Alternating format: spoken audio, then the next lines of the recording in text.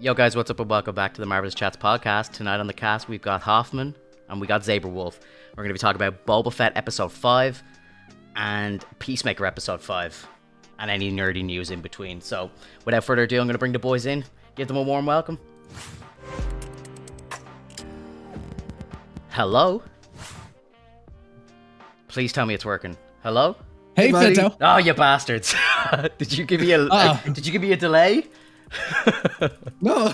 I thought you gave me a delayed response, me thinking I still had audio problems. I was like, these bastards. What's up, dudes? Apologies for that. A couple of pretty important Windows updates ran on my machine today, and it obviously reset all of my audio settings. It's the worst. Oh, dude, I hate it so much. Geez. It's so fucking frustrating. It's so frustrating. And like, I had a feeling it was going to happen, so I was in Windows before I went live, and I made sure everything was right. And then I noticed I went live, and I stepped away for a minute, and then I noticed I was like, actually, I could see the desktop audio wasn't playing. Came back, fixed OBS, and thought, oh, Discord will be fine. It'll be fine. But no, obviously not. Thanks, Microsoft. I'm sure it's like a really important update that like is very secure for us, protects all our information. Yeah. But it just like tanks you whenever you're trying to do something. You're like, mother of God. I know. Please. It seems to happen to me all the time as well. Like, usually I'll boot up my computer, my gaming rig, maybe at like 6 p.m. Do a few bits, make sure there's no updates before I go live later on. And like, I think twice this week it's happened where I turn on my PC like 2 hours later and there's fucking updates. I'm like, who's releasing updates on a Friday at 8 p.m.? Like, what? This is your problem. You have to be like me where you don't turn your computer off for like 3 weeks at a time. You just let it keep running and let those updates build up. So you only got to do this once a month. I think if my PC was left on all the time, it would burn into a ball of flames. Like, honestly, it couldn't stay on. Couldn't stay on all the time. I mean, we're into what, Windows 11 now? The cost as well. Jesus. Yeah. Oh, it's cheaper. All these RGB fans, bro, they cost to stay lit, man. It's a full Dude, light show happening to my right here. I swear I heard somewhere, and I read this, that's like, it's cheaper to keep your computer on than it is turning it off and on because it takes more power to boot it up. I don't know now, but like, maybe if you're turning it on for an hour, but like not if you're going to leave it on for 6 weeks straight. Right. How was the week, guys? Good week, man. We're going to talk about it in a little bit, but I am actually a Star Wars fan again. I am back in the fold. Like I never got off. I never said I hated Star Wars. I've always been since day one, you know me. Yeah. We don't have video proof of us shitting all over 2 weeks ago, but okay. I gotta say, like, this week was just a return to form for so many people. I'm surprised at the amount of people that I'm seeing that aren't liking it. I'm seeing a lot of people that are just kind of, and they're kind of holding on to, like, Boba changing as a character and stuff, and I can kind of understand people's frustration. If you're a die-hard Boba Fett fan, I can understand how this show is shitting all over him. Maybe it's how I feel about Luke in episode 8. Like, they just changed everything about Luke. I don't personally see it because I'm not a big Boba Fett fan, never have been. He's always been a secondary character to me. So I've never really kind of like cared that much, and even I'd love to be able to go back and find, because we were talking about it, I think after Mando season 2, I think we were still doing, I think we had started doing podcasts at that stage, and I think we were talking about like Mando episode 2 or like the end of season 2 and stuff, and I remember distinctively saying that I did not care about Boba Fett, the show. I was like, wow, Book of Boba Fett, who really cares? Like, I'll watch it, of course, but like, I'm not gonna nerd over it. And to be fair, we've had some, there's been some bad, but there's been a lot of good as well. A lot of good. Mm-hmm. There definitely has, and like, it's just like, is there a reason for the Boba Fett show? Not really, but there wasn't one for Mandalorian or Mando either, right? Like, Mando's a character they made up for the TV, like. But they were able to create really cool stories and really great characters and moments to get you to care about this. It's like the complete opposite for Boba Fett. It's like, oh, we have something here that we actually like, and we're just going to take the opportunity to tear us all down because we want something new. And it's something that they've done the entire time for Star Wars, and that's why I hate that the way they're handling the franchise. But like every legacy character, they shit all over. Like they shit all over Luke, they shit over Han, like they shit over everybody, bro. But unless you're a brand new character, because then you're the one, stabbing Han Solo, kicking Luke in the back, kicking a damn Jedi in the back, bro. Like I'll never forget that when Rey like hit Luke with the staff from behind. Like just they are tearing down Boba Fett. I understand where people's frustration is, but it was still a good episode. It just wasn't a Boba Fett episode. Yeah, there's still no respect for all the older characters, and then you see it so much when you see all the new characters like shitting on the older ones, especially when you see what the previous episodes. Aren't you a little old to be in here? Like, dude, come on. Yeah. Like he's coming in here for a reason. It's like what the hell? But like even then, I agree. Like when it comes to these new characters, like it's nice to see that they're putting a spin on something that's brand new, especially for the Mandalorian. And you could see how much it works, especially when you can have so many more stories to tell. There's nothing tethering behind it, and therefore you just have all these things that you can do with it. And they went in the right direction. They had the right cast members for it, and they held on to it with such pride and didn't let go of any of the things to drop the ball. And but with Book of Boba Fett, it's more so I feel like it's just a storytelling. It's not so much Boba anymore. It's just the story that resides around what Boba experienced and what Boba heard from. Yeah. Something stuck out, and I think Hoffman, you said it to me maybe before we were recording. I don't remember. I don't know if it's actually in one of our videos or not, but it was something you said to me and it stuck so well. It was like, could you imagine if we got every single story that we've had from the Mandalorian, but just told about Boba? Like, why didn't they just give these stories to Boba Fett? Like, could you imagine like Boba Fett with the dark saber and like taking over Mandalore, working with like Bo-Katan and all this stuff? Like, it'd be crazy. Like those two, like, and again, like I'm very thankful for what we've gotten. It's amazing. It's TV I will forever, for the rest of my life, I'll be able to go back and rewatch this stuff. I love it. Like, but. Yeah, like I just don't understand like what their logical thinking was. It's like we have a dude who is a legendary character who's willing to come back, and he's he's a Mandalorian already. He has the armor and everything. And then they just go and create a brand new character to inject into that role. It kind of struck me as a bit strange. Now maybe when they did Mando season 1, they couldn't get Tamara Morrison on board, Boba, the actor.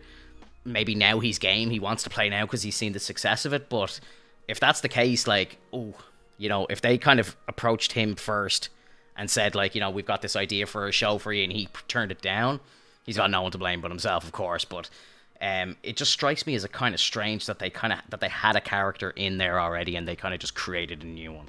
Obviously, like, there's loads of Mandalorians and stuff, but like it just feels like what you said, I think, just is stuck in the back of my head now. Like you've put that idea in my head so much now from that comment, Hoffman. I'm just like, it's why did they do this? Like, why didn't they give him everything that should have been? Like, first off, he's the original Mandalorian. The entire reason the Mandalorians were like developed was because of the Boba Fett character in the movies. They put him in the movies, and they're like, they developed the lore based off of like him being a character and being everyone loving him. And, they did the whole scene in The Mandalorian where he's like escaping the big sand snake's mouth. Like that should have been Boba Fett flying out of the Sarlacc pit, not just like climbing through like he's Kill Bill through the sand, through this like pounds of sand. It just doesn't look exciting when his hand just comes up versus a Mandalorian flying with the jetpack out of the mouth. Like they did all these scenes that should have been Boba's. And if I'm remembering right, I think that the Boba Fett was going to be a movie.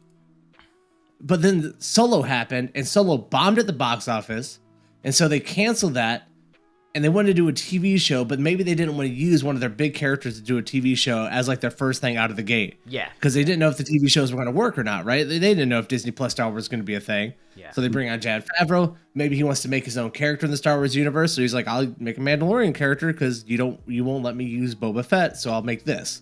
Yeah. I see all that as a thing, and you're... Everything the Mandalorian has done should have been Boba Fett. Boba Fett should have had Grogu teaching him to like soften up a little bit and become more human. and more of like a normal person, have feelings, not the Tusken Raiders, and not that that wasn't awesome, because it is, but that totally works better, I think, as Grogu. Yeah. And then, you know, Boba Fett bringing Grogu to Luke, where Luke was there when Boba Fett was got knocked in the pit. Like, that would have been a much more, like, a larger full circle moment than The Mandalorian. Mm-hmm. Yeah. Myself and Hoffman, as everyone who's watching and listening and in chat here, they probably know we do a kind of weekly breakdown of the videos, but I'm always excited to talk on Friday and see how Alex took the episode. Did you watch our review? What did you if you did, do you agree with what we say, or I'd love to hear your 2 cents on it. Give us a rundown. Yeah, I watched your review, and I agree wholeheartedly with everything that you guys were talking about in the review. I thought that the show was the episode in and of itself was fantastic. The first thing I thought, though, when I saw Mandalorian show up, and from the moment it started to the moment it ended, I laughed, I got up, I clapped, I said, Finto was right. This is Mandalorian 2.5. Yeah, everyone's now calling this episode. They're calling it the Mandalorian Season 3, Episode 0. That is the official title for this episode. And they had the cheek of actually calling it the Return of the Mandalorian, which I thought was a bit on the nose. Sorry, go ahead. Yeah, and it was just like, it really was on the nose. It really did feel like episode 0, of course, because I can bring in warm or I can bring in cold. That's the same thing he said from the very beginning, and we see it again. And it's just all this. It's all these moments of like, do you remember Mandalorian? Do you remember how cool he was? Do you remember all the things that he's done? Do you remember how, like, you know, it's all of this remembrance of things, but at the same time, the direction that they went with this episode was spot on.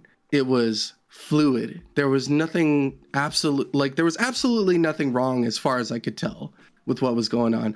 I loved that he injured himself. Oh, yeah. I love that he had to limp on his way to get the bounty completed. And if you notice, like, that whole scene that he went through the area, up the elevator, into the spot where he had to collect his bounty, that was all one shot. It's insane. That was a really good scene. Yeah. Over 2 minutes of him getting his bounty, not caring what that other person wanted. He just wanted to be done with and leave.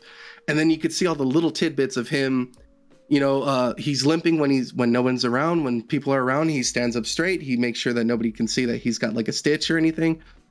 And everything works. Everything's so fluid. And then he gets to the other Mandalorians and talks to the blacksmith. I'm not sure if that character has a name yet. I think people are referring to her as the armorer. Is that the one you're talking about? Yeah.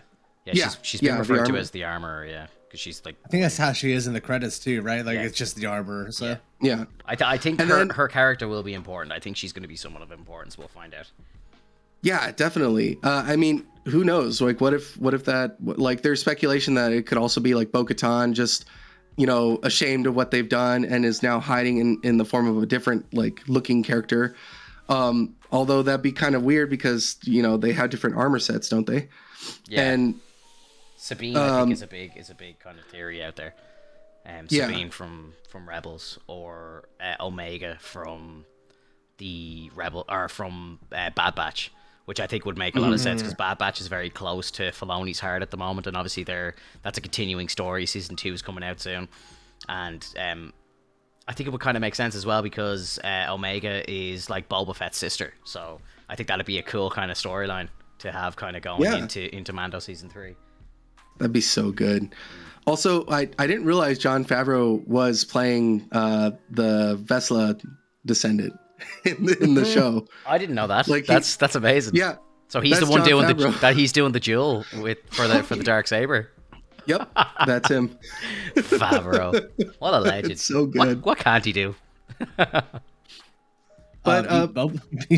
Mandalorian. Well, come on, like, look at the guy. Like, he did pretty well, to be fair. Yeah.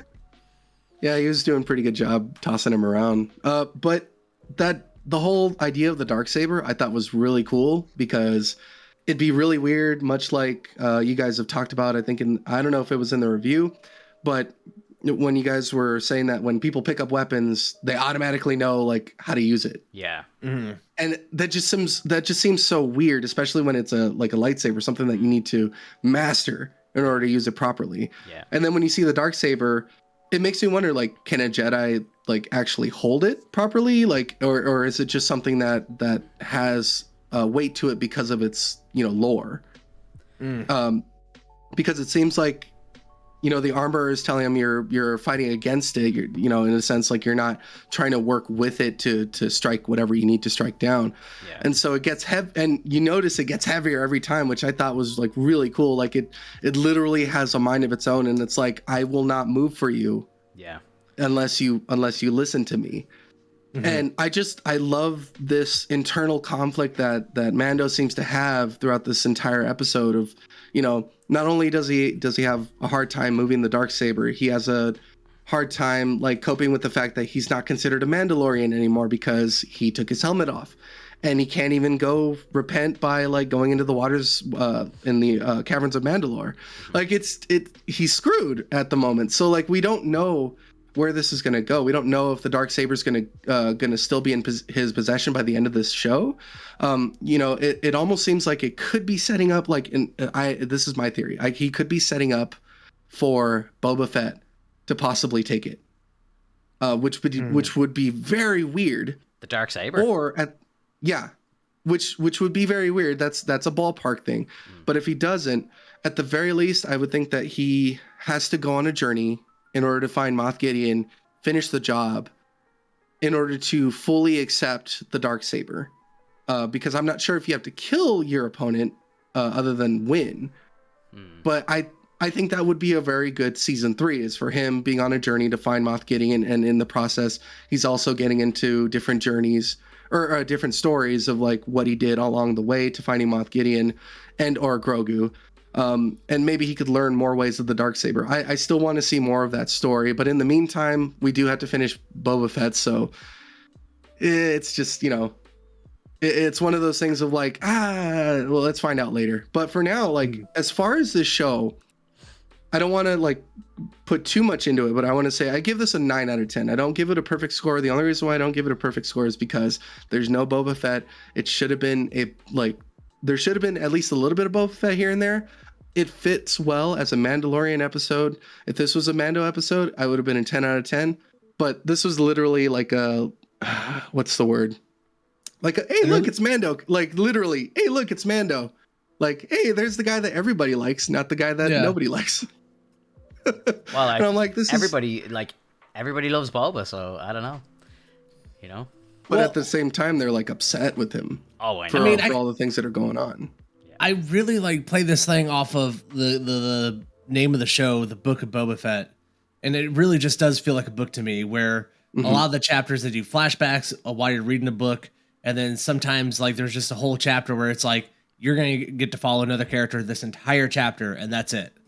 And so I think that Jon Favreau's idea was to literally write it like a book. But I'm actually very curious where they're going to put Mando next, because is he going to be back next episode, or is he going to come back, you think, for the season finale? Because he's leaving to go grab Grogu or see what's up with Grogu, what's going on there. Like, he's taken off for a little bit. Yeah. So he's not going to be back.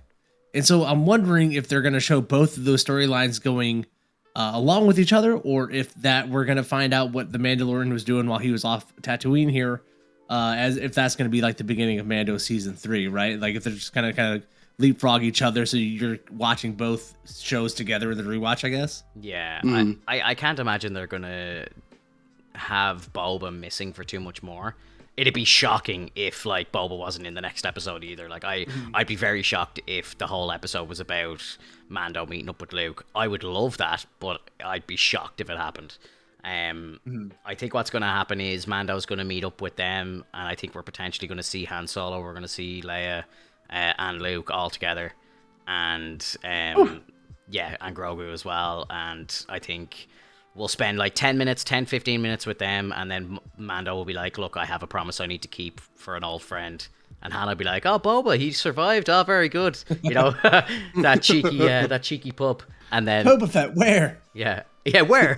And then he'll head back to Tatooine, and then I think like maybe half of the 6th episode, and then the full 7th episode will be all Tatooine, just that final battle. And then we kind of then I would say they disperse again.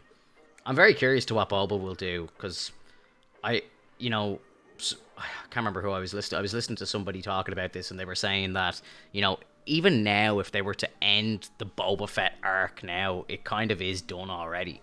It's like he's gotten out. He's escaped the Sarlacc pit. He's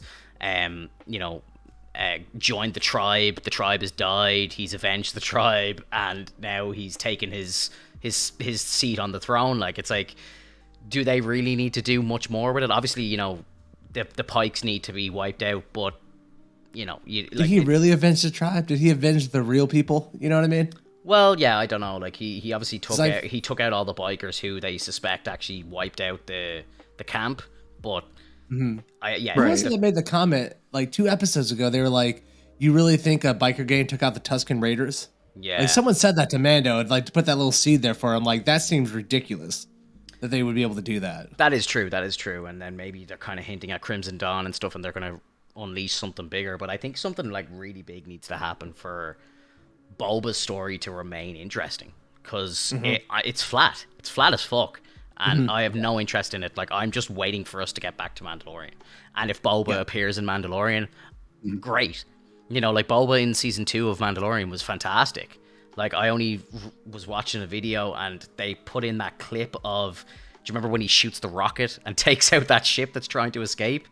I was holy shit. I was like, that is badass. Like, I was like, this is amazing.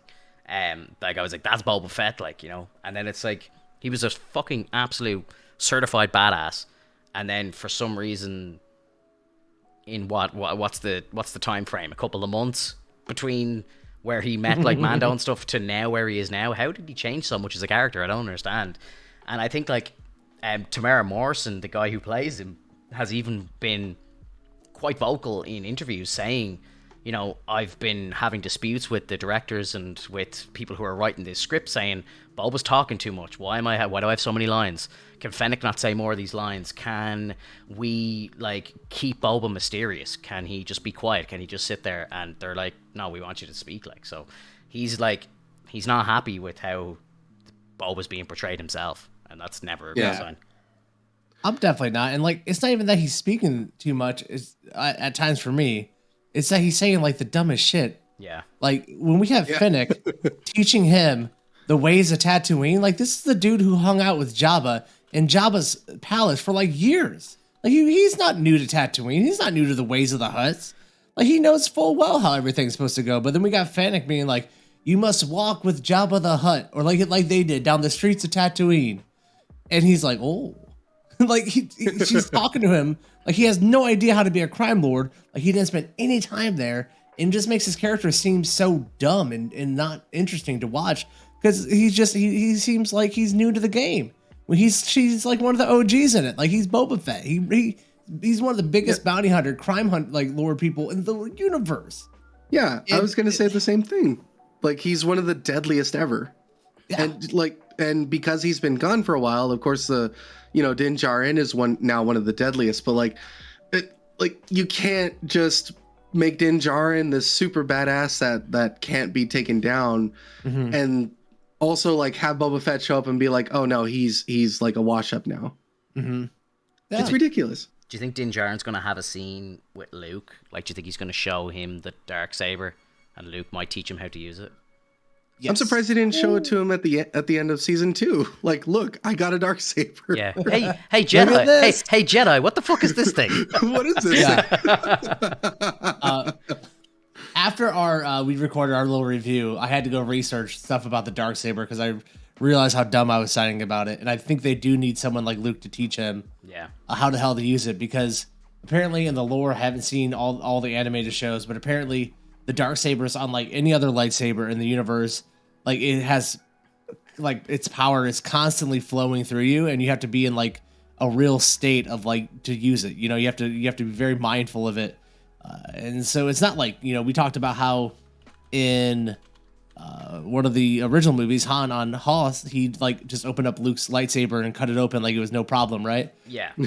And that is because the Darksaber is like a lot harder to use in terms of its like interaction with the Force and its flow. Yeah. So I am down for Mandalorian.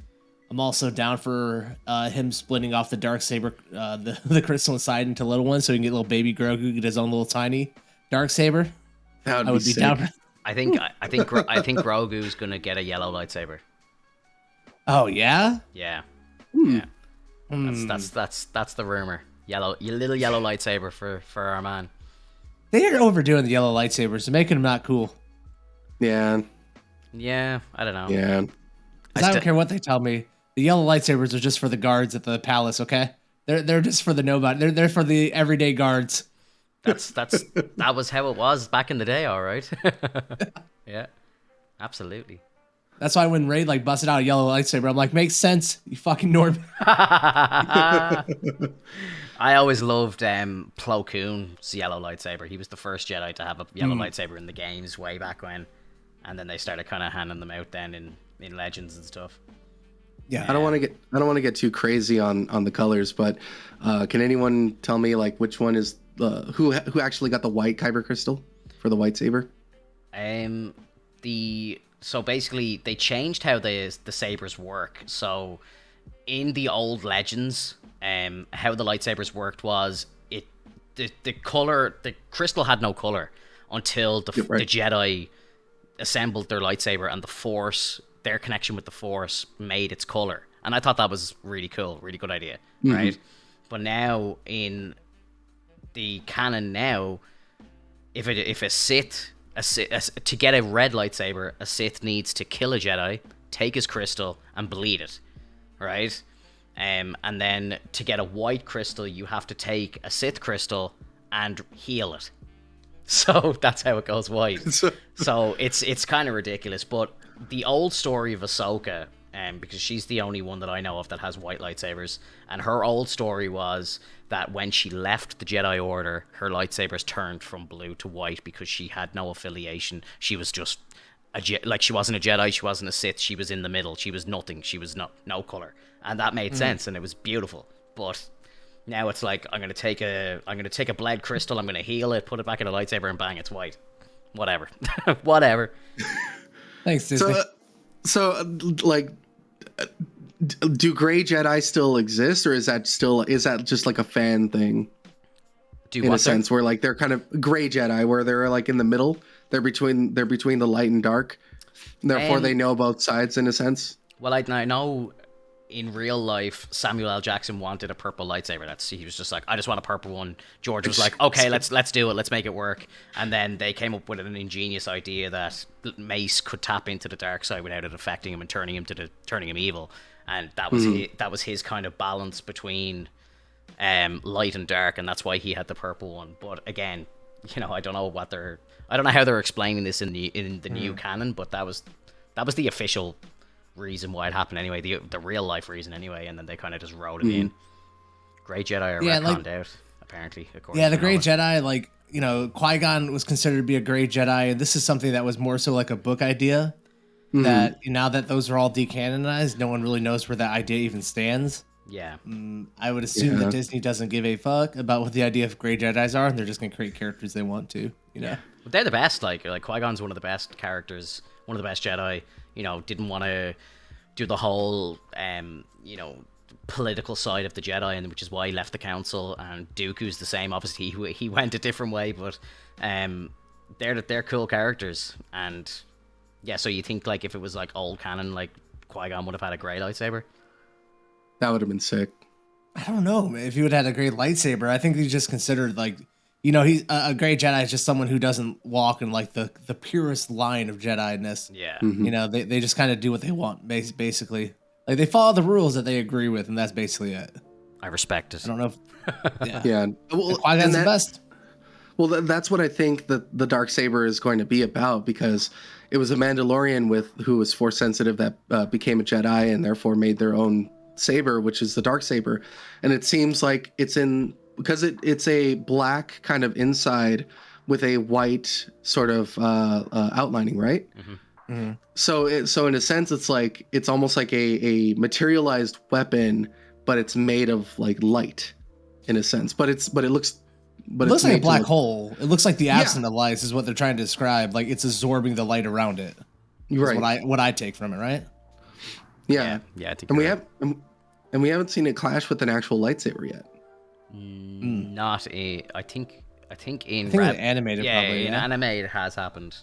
Because I think at one point didn't Maul have it in Clone Wars maybe or Rebels or something? Yeah. And I think he fights Obi-Wan or something, or so he fights Ahsoka at some point anyway. So I know he definitely had it because he was ruling Mandalore for a little bit, with Death Watch involved and Crimson Dawn and shit. Like, I know there's a lot of bullshit in those cartoons, but some of those episodes, my god, like Google a list of the best episodes of Clone Wars and thing, and just watch them and skip the rest, and it's just, it's amazing. Like it's Filoni, it's his writing, it's Lucas involved. It's incredible, really is, really is, fantastic. Yeah, so you like the episode anyway? Yeah, I just like I haven't watched it again, but. I could watch it again. I could watch it a third time, no problem, I think. Just the more I think about it, the more I think of how much of a hit it was. Like, just I can't fault the episode in any way. Again, I have no attachment to Boba, so I'm not hurt that he got an episode. I'm not hurt that he got an episode of his show stolen from him. You know, I could see that is a concern for a lot of people, but for me, I'm just like. I'm here for the Mandalorian anyway, so the fact that we got an episode of the Mandalorian early, I'm just celebrating that fact. but like, and the thing is though, a lot of Disney Plus shows that I've watched, if I'm thinking back correctly, for the most part, they're all pretty one-dimensional because we only spend time with like the main character, and we never go off on like the side character stuff, other main characters. We never just spend time with them. Like the main character, we're always following them, and so it's nice to get a little bit of more dimensions to this, kind of series. And it didn't involve Boba Fett, but it was still carrying over a lot of the themes of the book of Boba Fett, where Boba it's all about like finding your tribe, having a tribe, losing, and like what did Jacin do? He lost his tribe. He got thrown out of the Mandalorians, and now he's like Boba, where he was like a man without a tribe, and like he's going to the person who is his tribe, Grogu. Like it's the themes are there. It's just the characters aren't. Which is nice because this episode really showed us the biggest problem with Boba Fett's TV show, and it's Boba Fett. So, yeah, it's hard to hear, guys, but that's the fact. It's tough. It's tough. What's your prediction for the end of the season, Alex? Have you even thought about it, or do you think do you have any ideas on who you think might show up? Because I think there's a few more like Star Wars cameos to happen.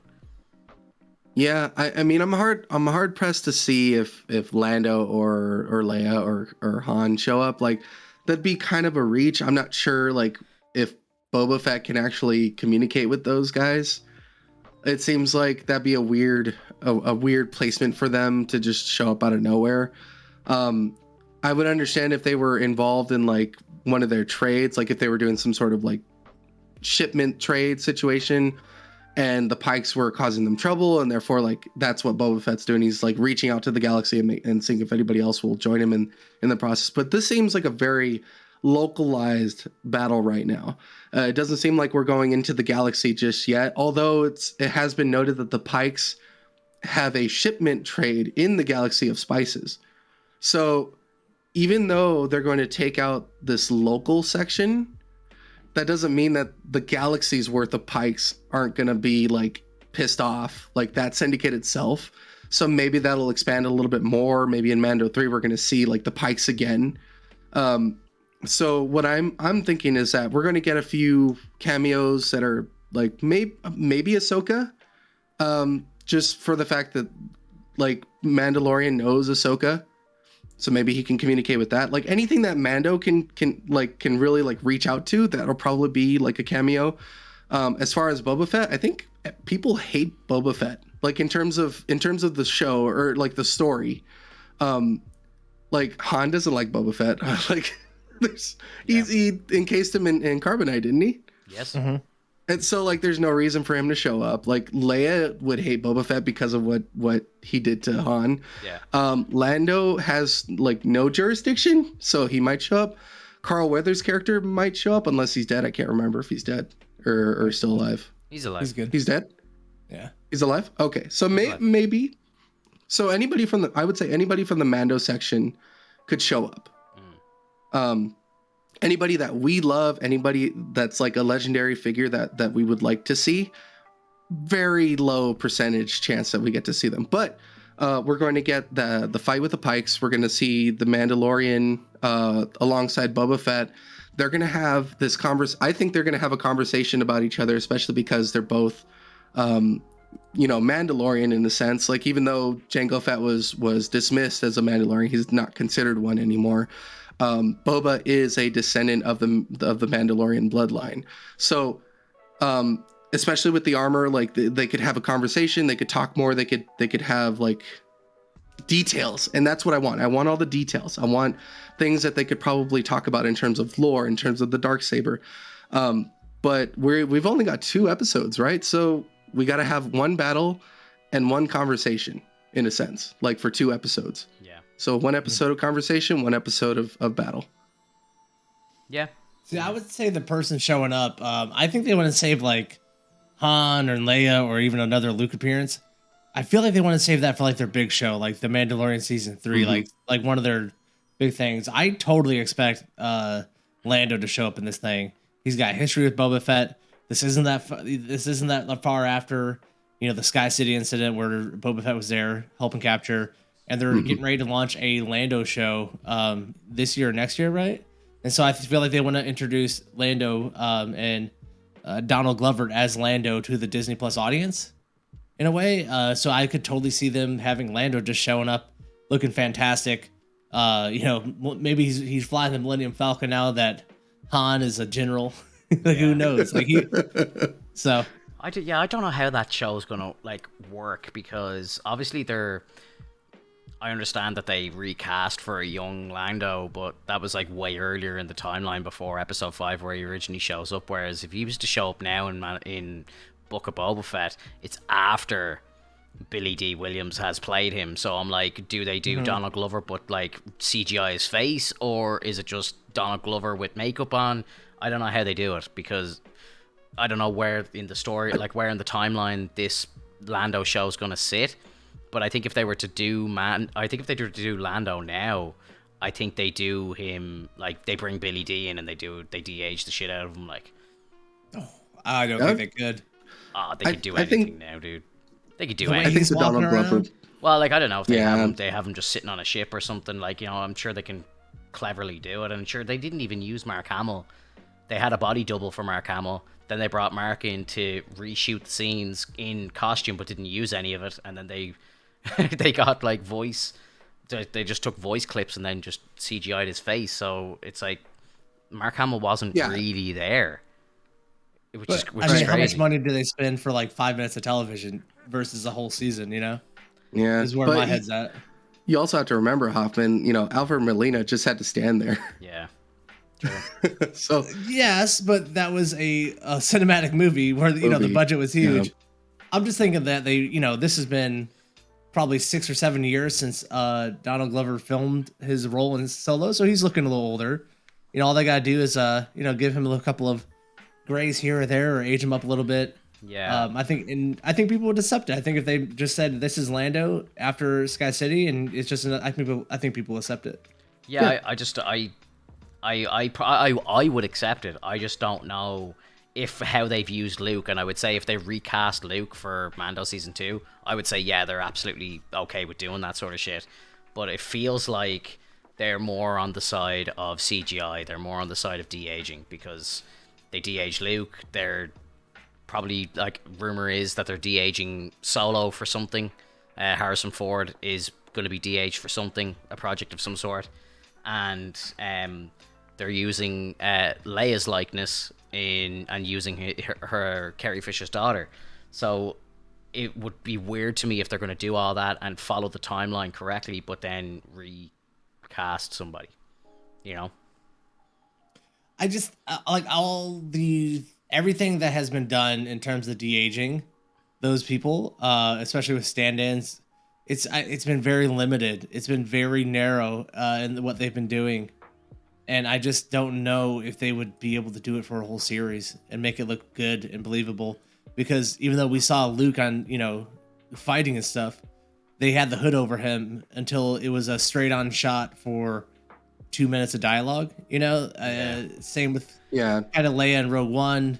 Grand Tarkin was like that in Rogue One also.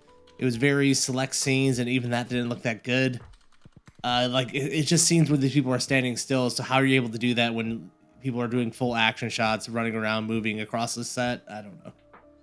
Yeah, it would take a lot of work and money just to get that down. So I would say that at the very least, it should be Donald Glover at that point. Then, it would be nice to see him like aged a little bit more. Funnily enough, I was thinking like he should have wings, just like those silver wings. I just think it's like the fact that they actually hired your man Shamook, the YouTube guy, and he's able to like do perfect deep fakes by himself at home, and now he's working for Lucasfilm with like the power of a studio behind him. I think that they can do this now, and I think that's where it's going. I think they're genuinely going to have, like in episode 9, the way we saw the scene of young Luke and young Leia training it with lightsaber battling and stuff. I think I think they can just do that now. I think very easily they can just do that now. And they just... That looks terrible when you look at, like, in the movie theater it looks fine because it's at like 24 frames or whatever. Yeah. When you bring that home and watch it on like TV screen, it looks so bad, bro. Like, I'm just like, oh. Yeah. It's not. You're not wrong. You're not wrong.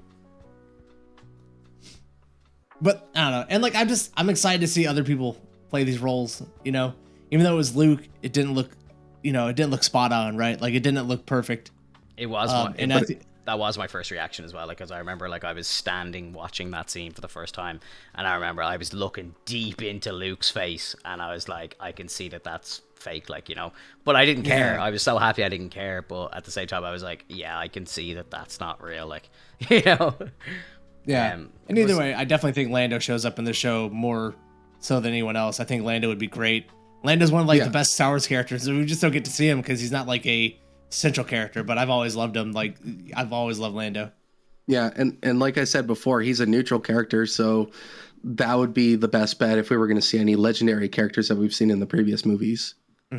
If we do get Crimson Dawn, I think that does line up like a very sensible place to drop Han Solo in, just with his relationships with Kira and stuff. If they do bring Kira into it, I think that definitely lines it up. And then I think if Mando does end up going to a Jedi temple of Luke's or an upcoming temple, or they go to Coruscant and they're in the old Jedi temple, that someone threw that out there, and I was like, I didn't even think about that. Oh my god, imagine if Luke was trying to like bring back the ruins of the old Jedi temple. Like, that'd be so cool.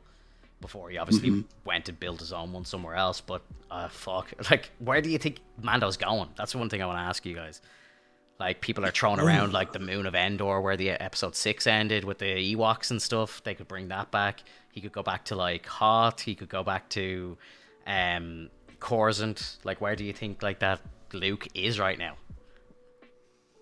I would say Luke might be on Dagobah, man. Out of the way. Dagobah's a good one as well. Yeah. That's where he did his training, so he would obviously want to do training there. Yeah, Dagobah's probably the right answer, to be honest. And cool, bro. And especially because Yoda lived there, and like Grogu knew Yoda, so it's like this is going to be where he'll learn the most, I would say. That would be cool. That would be very cool. Someone threw out as well, I saw as a theory, I think it was Star Wars Theory, shed out. He was saying that he thinks that potentially we could actually see Cal Kestis, which would be crazy. Would be great. I would love it. I would love it. And the fact that we just saw a BD unit putting Fallen Order in our heads, and then it's like old man fucking Cal Kestis chilling with Luke. Oh my god. And not for nothing, it just went free to play on Amazon Prime. And those people at Amazon know what they're doing. You know what I mean? They'll be like, hey, coming over and get this. If you want to play this character you just saw The Mandalorian, come over to Amazon and we'll give you this to play for free. Yeah, absolutely. Great game. Especially if they bring it, dude, if they bring a ship over, that's one of my favorite Star Wars ships ever, man. Like, I loved flying that ship, or like seeing it fly, because you didn't really fly it, right? Yeah. I need another one of those games, bro, quickly. They were so Yes. so good. I actually might, and I don't usually do game pluses too often, but I might actually game plus that game. You should do it with the Mandalorian mod. Yeah, do it with a Mandalorian. Yes. I might do that with the Darksaber. Play the game with the Darksaber before the new one before the new one comes out. My God. Mm-hmm. Woo! I actually have never played them yet. Oh, it's so good. dude. Yeah. You gotta play it. It's Hoffman just said there. I think you had stepped away. It's free on Prime right now. You can just claim it, claim a copy of it for free. Oh, nice. Yeah. Yeah, I think it's on Game Pass too. Like it's all over right now for free for some reason. Grab it, dude. Seriously, I paid full price for it. Didn't turn back once. You can actually, you earn collectibles during the game, and you can get different kyber crystals. You can get like different like a hilt mods and stuff. I almost had Luke's lightsaber made. It looked so like it. I was like, oh my God, this is amazing. Gave it the fucking purple blade and all. Oh, dude, amazing. Loved it. Yeah. Now I know this is probably a more serious game, but I also wanted to like mention, would you guys ever play like the Lego Star Wars stuff? Yeah, I've played all the old games. I played them all like years ago. There is a new one coming out, right? Or is it? Yeah, is it out? I think so. It's called the Skywalker Saga coming out. I think it's literally like it's going to be episodes 1 through 8 or 9. I mean, rather. Yeah. Yeah. And like, I know that like I'd be down. they're like lighthearted, and I know that they're just for fun, but like I think those are actually really fun games. You can co-op them, so they can be fun if you're playing with people. Like they can be really fun. So that'd actually be a funny stream if you could get a bunch of people on to do like just Lego Star Wars run through. How quick can you do the saga? I think that'd be hilarious. Like you could be Luke, Hoffman could be anybody like Han, and I could be like a 3PO or R2D2. Yeah, that would be cool, dude. Yeah, so what do you think about all the games that got announced for Star Wars while we're on the Star Wars universe? Oh man, that's awesome. I didn't see. I know obviously we have Eclipse and we have Fallen Order 2. Rumor has it that their Battlefront 3 won't be an EA game. Is that right? I don't think they're working on Battlefront at all. I think it's dead. Okay. I heard that it was. Maybe I misread something, but I thought that EA had dumped it, but that someone else might pick it up. I don't know. See, I had just heard that it's like it's dead now. That like no one, they're just not getting worked on. It's whatever. Did you see and now? Did you see that test footage for the Boba Fett game? I think it was. There was a bunch of test footage that got released. I think it was the name of the game is like 313 or something. Star Wars 313. I remember that being 1313. Yeah, maybe that's what it is. Yeah. That was a long time ago, and that got canceled because EA picked it up, right? Yeah, they've released a bunch of footage, like some gameplay footage of it, like test footage went out online. You can pick it up on YouTube there. Pull it up now if you want, Alex. We can watch it together. It's only like a 2-minute clip, I think.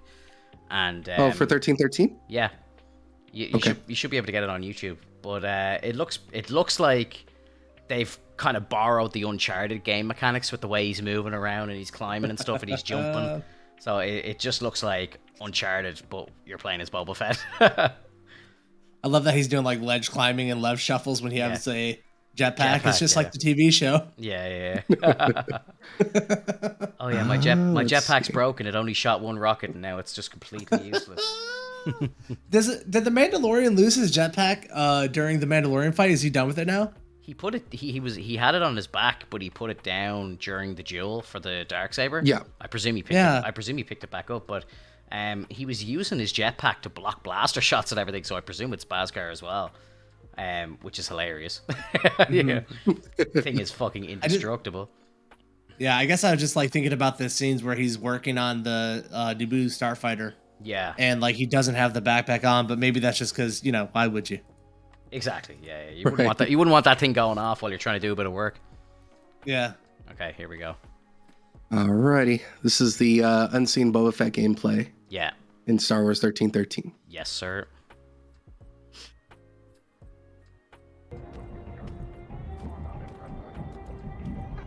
It's I don't know. It's definitely unfinished. Oh yeah.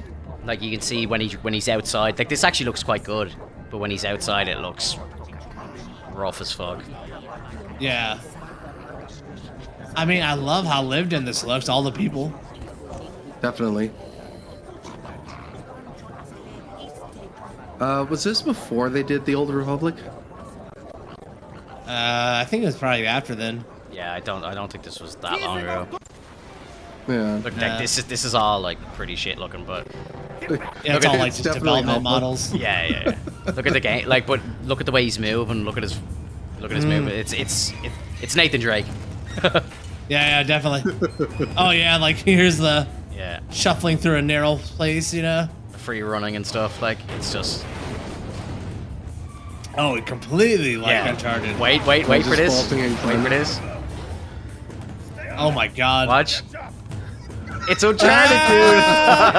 Oh, that's totally Uncharted. I would have played the hell out of this. Yeah, it would have been fun, dude. I mean, even the gun, even the UI is kind of like, you know. Was that supposed to be Chrysanthemum? I don't know. Watch this bit. I was like, Nathan Drake, is this you? Oh my god. That's so cheesy, bro. This is why JJ wanted to destroy Coruscant, was this footage. Yeah. Oh my god, just use your jet! Oh, he doesn't have a jetpack. They How must have convenient. stole it or something, right? I mean, yeah, I would have played this game for sure. Just, could you imagine this like fully rendered? Yeah, I know. Oh, yeah. It'd be amazing. It would. It would, like, even if it looked like Uncharted 1, it would be good, you know? Yeah. You can see that it says wall on there. Yeah. Just in case they forgot what they have to put in. Right? There we go, my man. Yeah, that was like. God, that's cool. Yeah. Too bad that got canceled. Whoa. Parkour. Extreme parkour. I love the music behind it. Oh, it's so good, dude. You guys are like, look, just put something snappy on it when we're showing it in the boardroom meeting. Like, check out all these animations.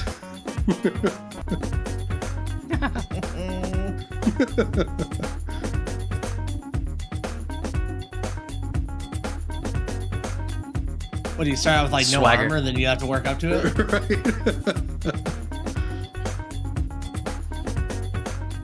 Oh, that's so silly. That's cool, dude. Yeah. I got a list of Star Wars games in development. You want me to run down this list for you real quick? Yeah, shut him out. Throw them down. All right, so first off, Star Wars Hunters. Let's not even talk about this one. It's just a team-based money grab that looks disgusting. I don't even want to talk about that one. Fuck it. Money grab.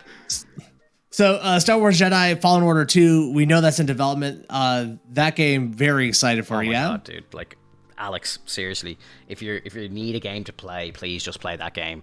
It won't take you long. I think it's probably about 40 hours, maybe. If, like, playing it hard, I'd say, like, 40 hours. It's not a long game. But just cinematically, it's beautiful. The storyline is incredible. It's between episodes 3 and 4, like, that golden timeline when Vader's hunting down Jedi and your man Cal is, like, one of the last Jedi left. And, oh, Jesus, dude. It's just so good. And it makes so much sense because, like, it takes the Dark Souls style of game and applies it to the Star Wars universe, which is, like, perfect for a Jedi. It's where, you know, you can kill everything in one shot, but you can also get taken out, so you got to block everything perfectly. Yeah, like it's a spot on game for Star Wars. That sounds amazing. It's so good, dude. And like the chemistry between the characters, it's got proper like immersion. It's got proper storytelling. Like there's the BD unit. Like to this day, that like the relationship between Cal Kestis and BD1 is one of the best relationships ever. And I can't remember the dude, the pilot of the ship, but he was hilarious as well. I can't remember his name. You know, the little alien dude. He like piloted little the short ship. guy. Oh, dude, he was so funny. He was so good. He's like an old salty sea dog or something. You know? Yeah. Oh, dude, it's just so good. So good. It's incredible. All right. Yeah, gripping. I'm down. Gripping story. And like you meet some really cool characters as well. You go to is it Dathomir? Darth Maul's home planet, and you actually you hear legend of like Darth Maul's mother, who was like the witch queen, and it's fucking cool. It's really good. Yeah, really good. The next game we know in development, Star Wars Knights of the Old Republic remake. It's gonna big. Oh, that's gonna be so fun. This Twitch stream right here is gonna be solely that game and nothing else. I'm gonna 100% that game. Absolutely, yeah. Yeah, that game will take over my life. We mentioned it somewhere where it's like they're like rebuilding the game from the ground up and reimagining it, so it possibly is not going to be an RPG. It might be something similar to like Ghost of Tsushima or like Dragon Age Inquisition. Yeah, I mean that's fine. Like it was during the age of relationship building with other NPCs, so like it's totally fine if they can rebuild it on the same premise of what they did in the original. If they can keep some of the RPG aspects into it, I would love that, because I'm a huge fan of RPG games, especially when you can put points into certain things that you actually want and not are just given things that you don't like. Yeah. Amen to that. Next up, Respawn, Star Wars FPS. Respawn is the people who are behind Apex Legends. Sir. They also did Titanfall, right? Yeah. Mm-hmm. So I'm very excited for that, because Respawn, I think they're the best shooter developer working right now, right? They're the ones doing the new FPS game, right? Is that going to be like is it going to be like a battle royale? I don't think anything's really known about it outside of that it's going to be FPS. I would assume it could, it's going to be the spiritual successor to Battlefront 3. Maybe it's a BR also. But I always thought that Battlefront was a little bit clunky, and I'm excited for Respawn to get this, because I think they have the best movement, and they understand movement FPSs more than any other FPS developer that I'm playing right now. I'm very excited for that studio. Yeah, and especially for the mechs, like if they're doing like a Battlefront style, imagine if they get the AT-ATs and the AT-STs running properly, like, and all the machinery like looking spectacular while you're actually in it, and making it just a gigantic like battleground that just seems like Star Wars like esque, but also fun to play. Yeah. Shit, yeah. I'm so happy, like Star Wars gaming has always been so special to me, and just the fact that they're putting out so much content now for Star Wars and gaming is just incredible. Like that, the trailer for that Eclipse game just looks mind-blowing. We're getting the Old Republic back, and then like this FPS and stuff, like, sounds like it could be really good. Then we've got that what are they called? Ubisoft are working on that Mandalorian game as well. Is it a Mandalorian game? Yeah, there's an open world Mandalorian game where you basically start out as a bounty hunter, and it's going to be like Assassin's Creed, and basically you're just working through the galaxy, like. Yeah, I know it's an open world game. I didn't hear it was Mandalorian, but that would be so good. I'm so down to play that. But it's from Massive inside of Ubisoft, who are the people who did like The Division and The Division 2. And if you gave me a Star Wars The Division, I would totally play that. I was so addicted to The Division when it first came out, man. Like that is money. Hell yeah. And then, like you said, Star Wars Eclipse, which is that from the same people who made Detroit Stay Human or Become Human, whatever it's called.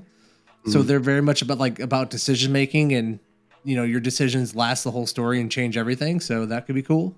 Yeah, I'd totally be down for a story based like Star Wars game that just has all these decisions, all these outcomes, and different endings. Oh man, I would love that. Like just one game that's just nothing but stories. Yeah, dude. That sounds fun. And then the last one, there is a strategy game from Respawn and Bit Reactor, which is they're the people who did the XCOM games. So there's like a turn-based strategy game, which is pretty interesting. I'm wondering what the take would be on there. Like, who would be, are you going to be playing as Jedi, or are you going to be like commandos in it? You know what I mean? Stormtroopers. It's going to be the Pike Syndicate versus Boba Fett. Oh my god, Boba Fett was just setting up a strategy game. Yeah. And like it's just a wild thing, because like it went from EA holding all the rights on Star Wars and us getting like nothing. We were getting like no Star Wars games forever, and then all of a sudden it's like boom, 6 are in development. Yeah, buckle up. Like the next 2 years they're gonna be playing Star Wars like crazy. I gotta say though, like, to be fair, like, I really enjoyed Battlefront 2. I was surprised at, like, I think Epic Games gave it away for free. I was like, I'll give it a go. Played it on keyboard and mouse, and it was stunning game, great story, and just like how it like tied into the originals, and then gave us like little splashes of like the prequels, and then just tied in perfectly to the sequels as well. I thought, Jesus Christ, this is an achievement. Like, it was very, very good. It was great, man. And like like you said, it did like the Rogue One move where it nestled itself up right in the shows and the movies perfectly. And I don't know why they can't do that on the big screen. But like when it's, outside of Rogue One's, the last bit of Rogue One, everything else just feels like it can't fit into the Star Wars overall.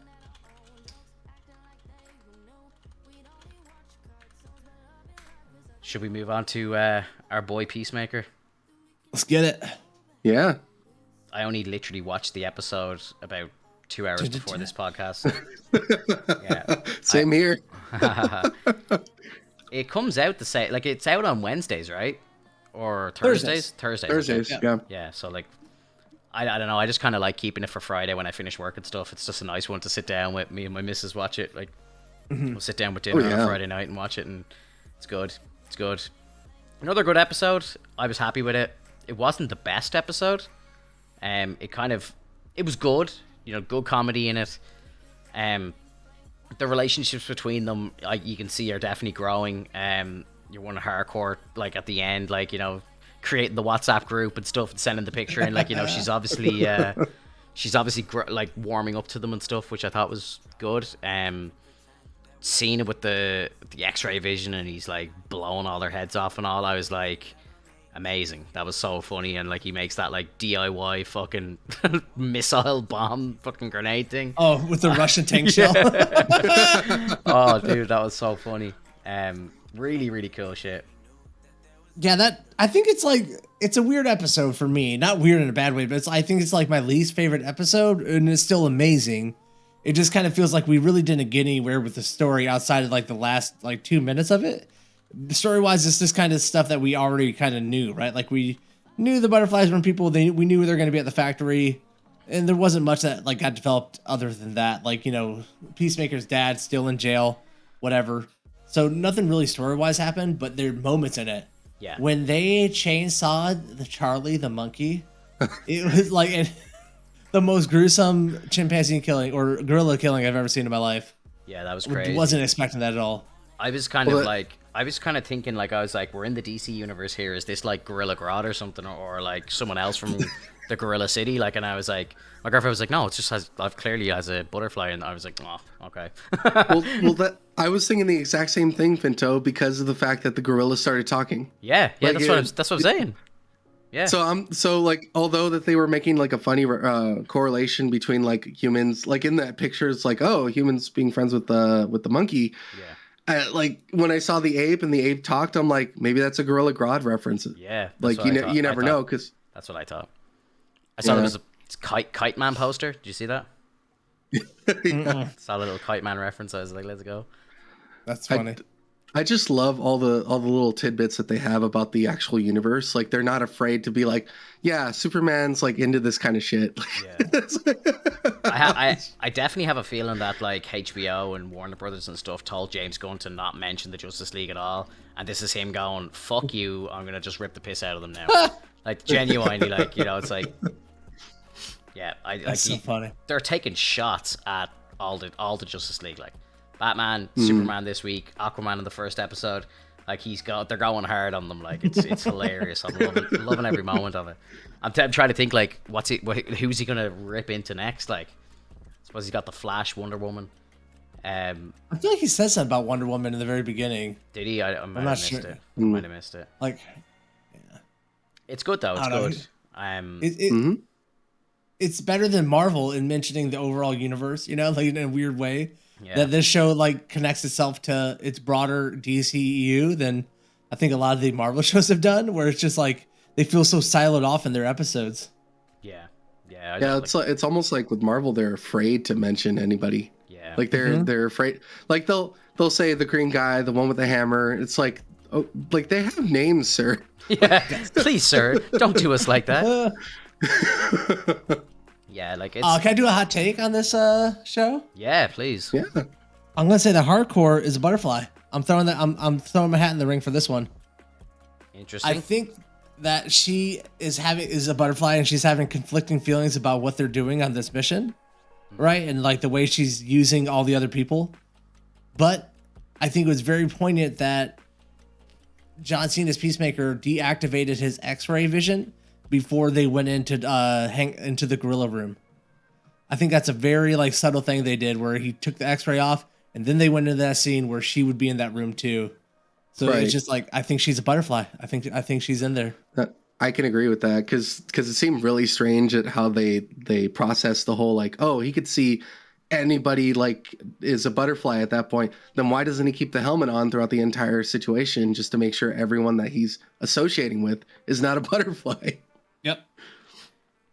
Yeah, I think like John Cena's character, I don't think he's the smartest person around. So I like, you know, nothing bad against him. I just don't think he is, and I think that it probably hasn't crossed his mind that the guy who he's reporting to could be one, like, you know, so he's not going to think about that.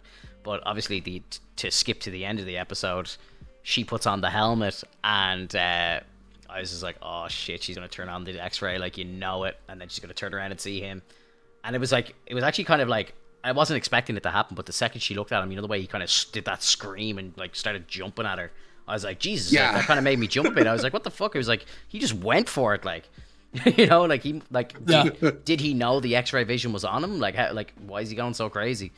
But yeah, that was crazy. It was cool. It was really cool. I wonder what's gonna happen with her now.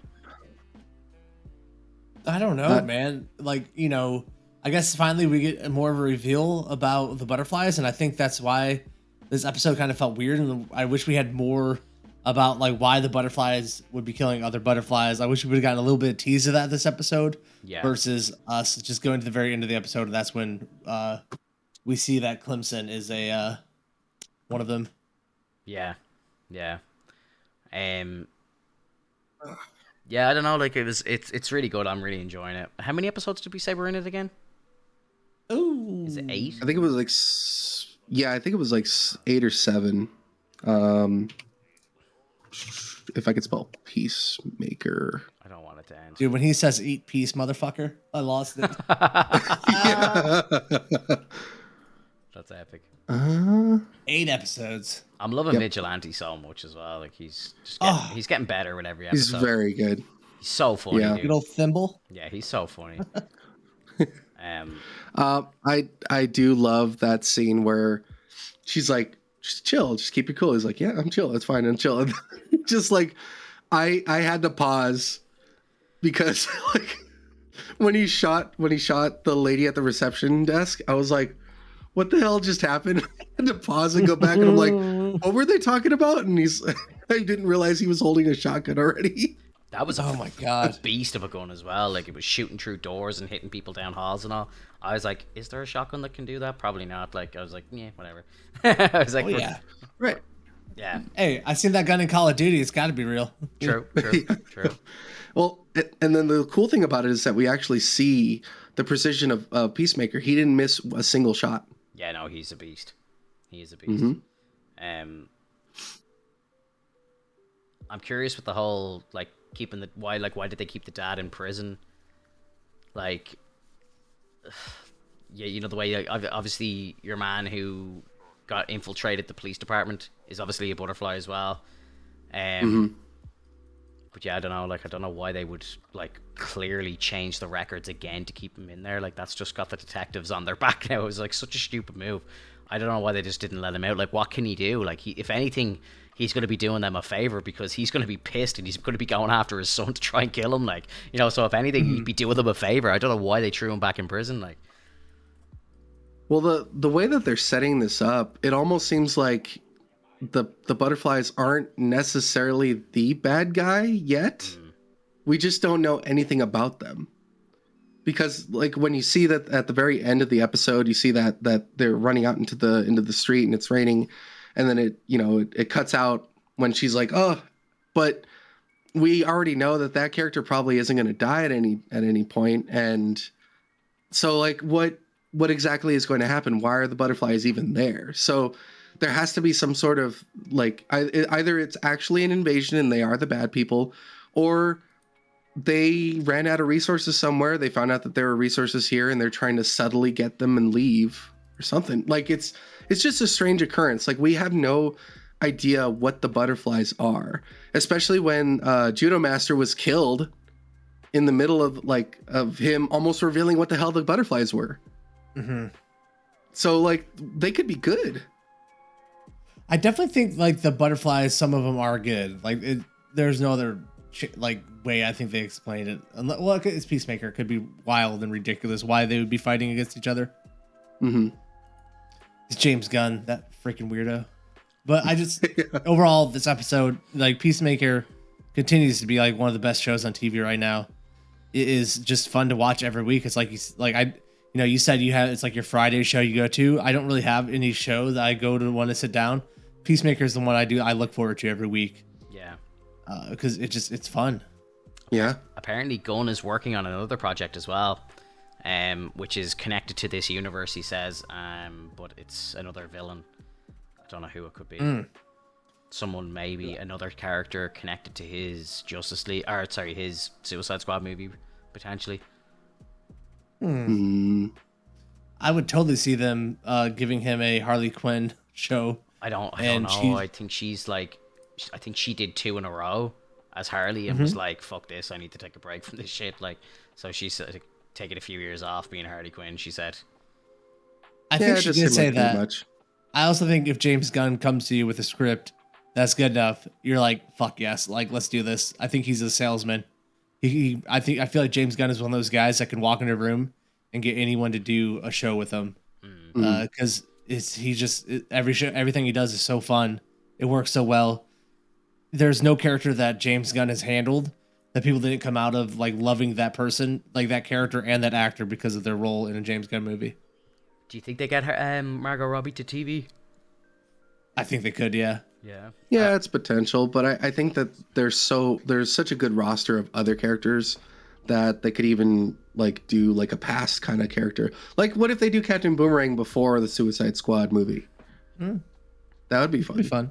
I would love. I thought Boomerang was a cool character, and we didn't even get to see him fight the Flash once. Like, it was ridiculous. He's one of the rogues. Right. Like, you never even see him fight the fucking Flash.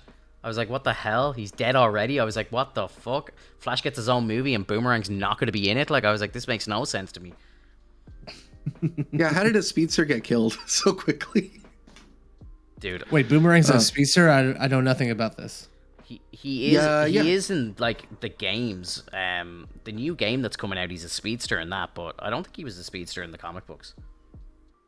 Okay. Okay. There's been iterations of them that have been, but as far as I know, in like any comic books I've ever read, and I read a lot of Flash, Boomerang's not a speedster. But I've seen in that new game that's coming out, the Suicide Squad versus the Justice League or whatever, he's a speedster in that, so I don't understand. Okay. Yeah, it doesn't. Well, there is limited superhuman speed called speed bursts.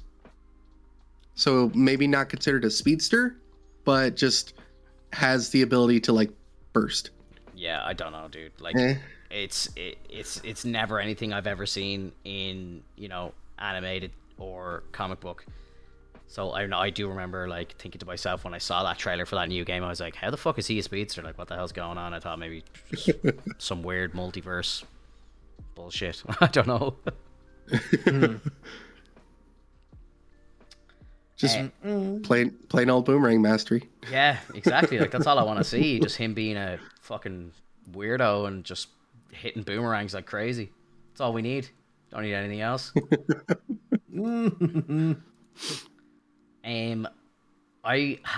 don't really want to bring it up too much, but I don't know, did you guys see this whole Ezra Miller shit?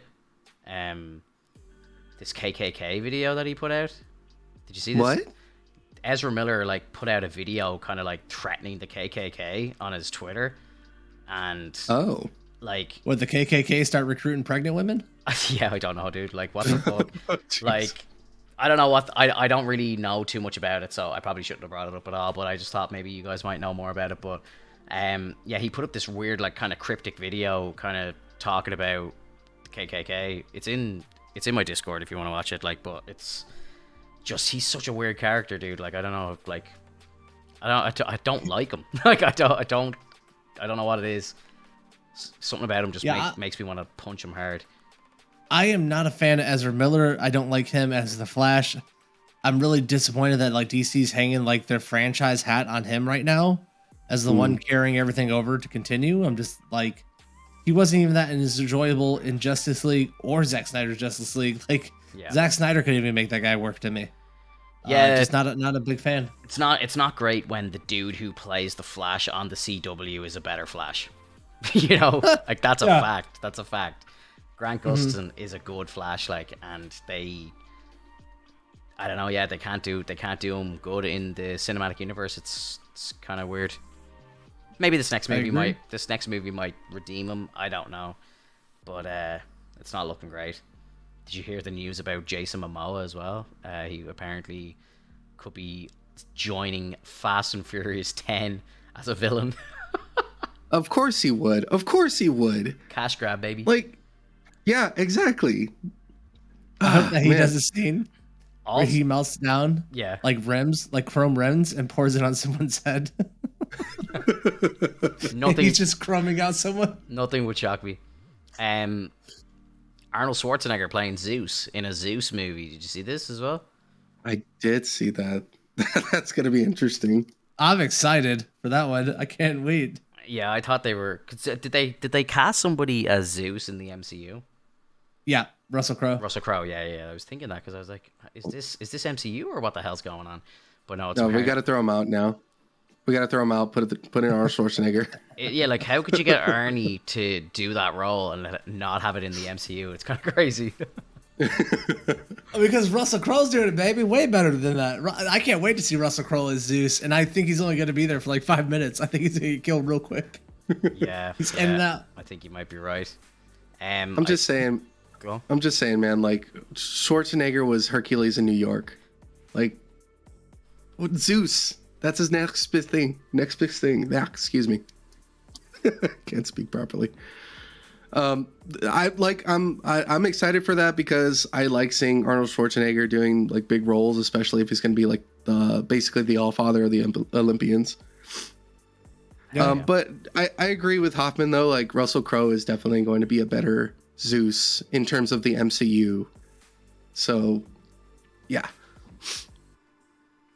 Did you see the leaked concept art from Spider-Man No Way Home where Doctor Strange is fighting Mephisto?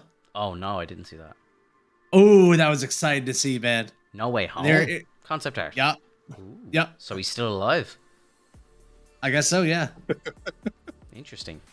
I saw... Or maybe it was like a variant, you know? I saw a concept art for the 3 Spider-Man standing on the head of the Statue of Liberty. And you have like... Goblin looking up at them, and then you see like Doc Ock in the background and stuff. And I was just thinking to myself, like, if that picture went online, everyone would be like, "No, it's fake, it's fake, it's fake." Like, you know, they definitely would. Couple of like DC headlines from the week that I want to like read out because I'm just like, Warner Brothers, like, what? I don't know what the fuck you're doing. Like, make up your mind. It's like, it's crazy. It's like, so 2 days ago, it's like the Flash film will reportedly erase the 2017 Justice League and make Snyder's cut canon, right? So, okay, but we've been hearing reports that they're binning the Snyder cut, like Snyder cut doesn't exist, blah blah blah. They're retconning everything, but now they're saying that the Flash is a sequel. So apparently, the Flash will retcon the Joss cut and make the Snyder cut canon, and then in another article from Screen Rant, they've said that Aquaman is a sequel to the Snyder Cut. Well, I'm so confused now, man. I'm like, this is convoluted. Isn't it crazy? Like, it's like they say that they're scrapping everything, they're retconning stuff, they're getting rid of Batfleck, they're getting rid of Cavill, and now it's like they're making all these movies that are direct sequels of the Snyder Cut. Like, it's like, make your fucking mind up, guys. Yeah. And I don't understand how they're like, yeah, we're done with the Snyderverse and we don't want the Snyderverse to exist anymore. Except they have everyone in it and are using even like the side characters. And the only one they're not using is Henry Cavill and Ben Affleck. Yeah.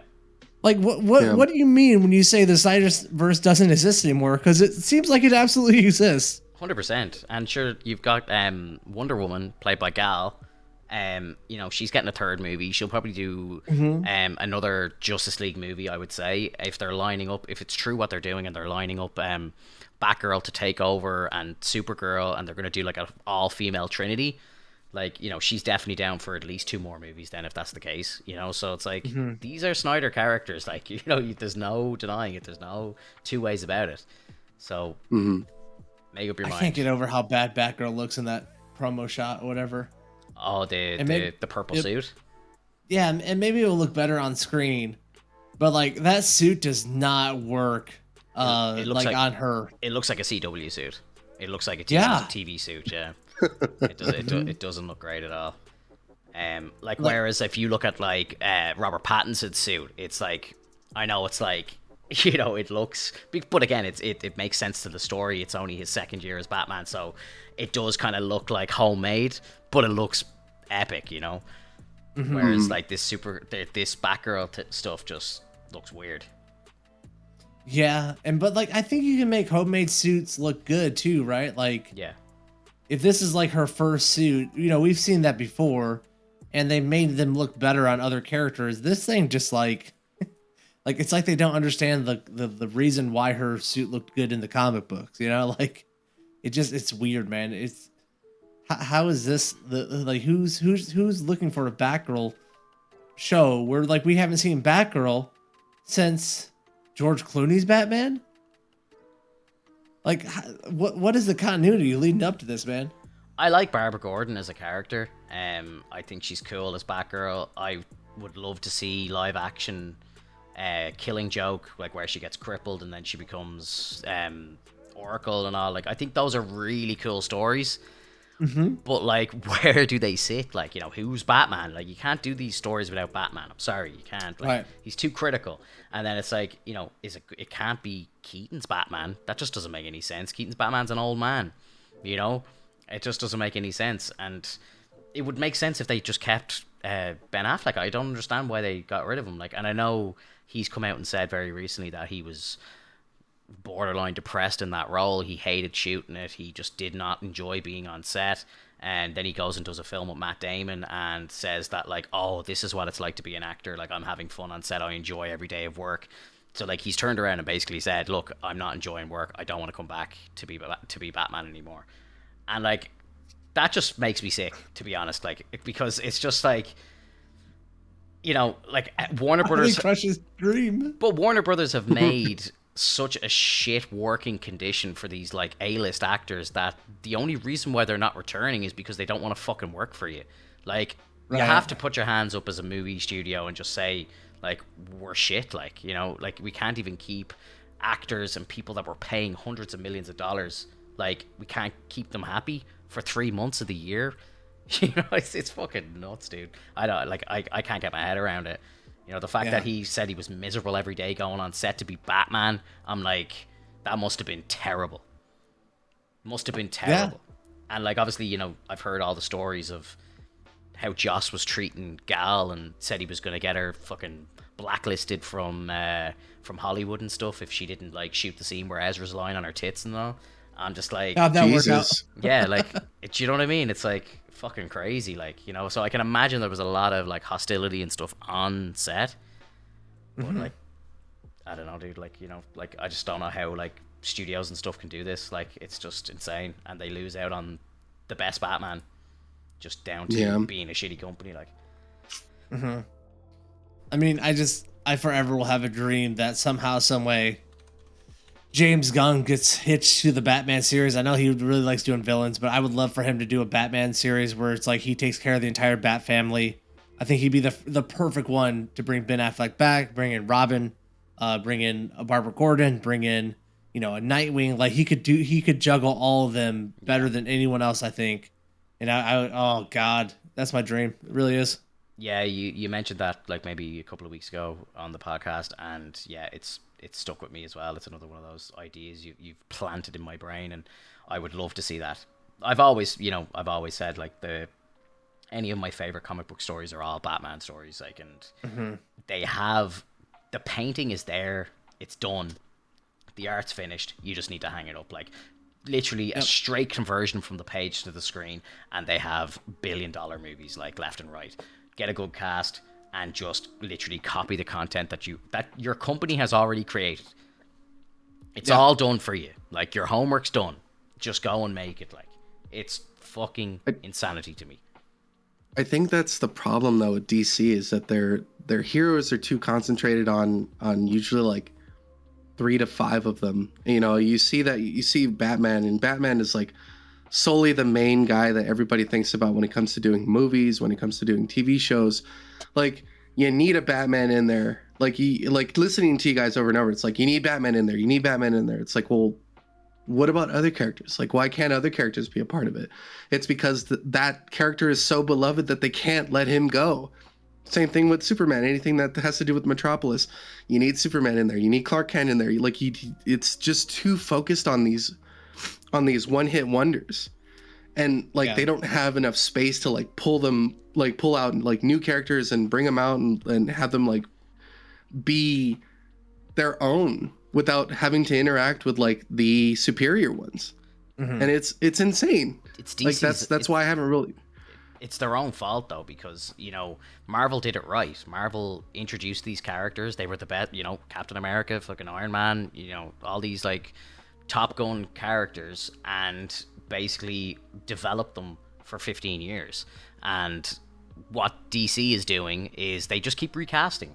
There's been, in my lifetime, I think there's been 5 or 6 Supermans. There's been like 4 Batmans. Like, you know what I mean? It's like, they need to give it time. They need, and that's what I presume that they were trying to do with Ben Affleck and Henry Cavill. And Henry Cavill has said himself, he's got the suit lying up in his closet, like it's ready to go. He's just waiting for the call. Affleck, I'm sure if you offered him enough money and, you know, got a good director in, someone that he likes, Snyder or whoever, I'm sure, or let him just fucking direct his own movie. The only reason why he didn't actually do that was because he was falling apart in real life. Like, you know, he was going through rehab and all this shit. His head was just all over the place, whereas I'm sure he could probably make that movie now. You know, so it's like they fucked themselves up, like, because they started their cinematic universe wrong, and they jumped straight from nothing to Avengers 1, basically, without doing any origins.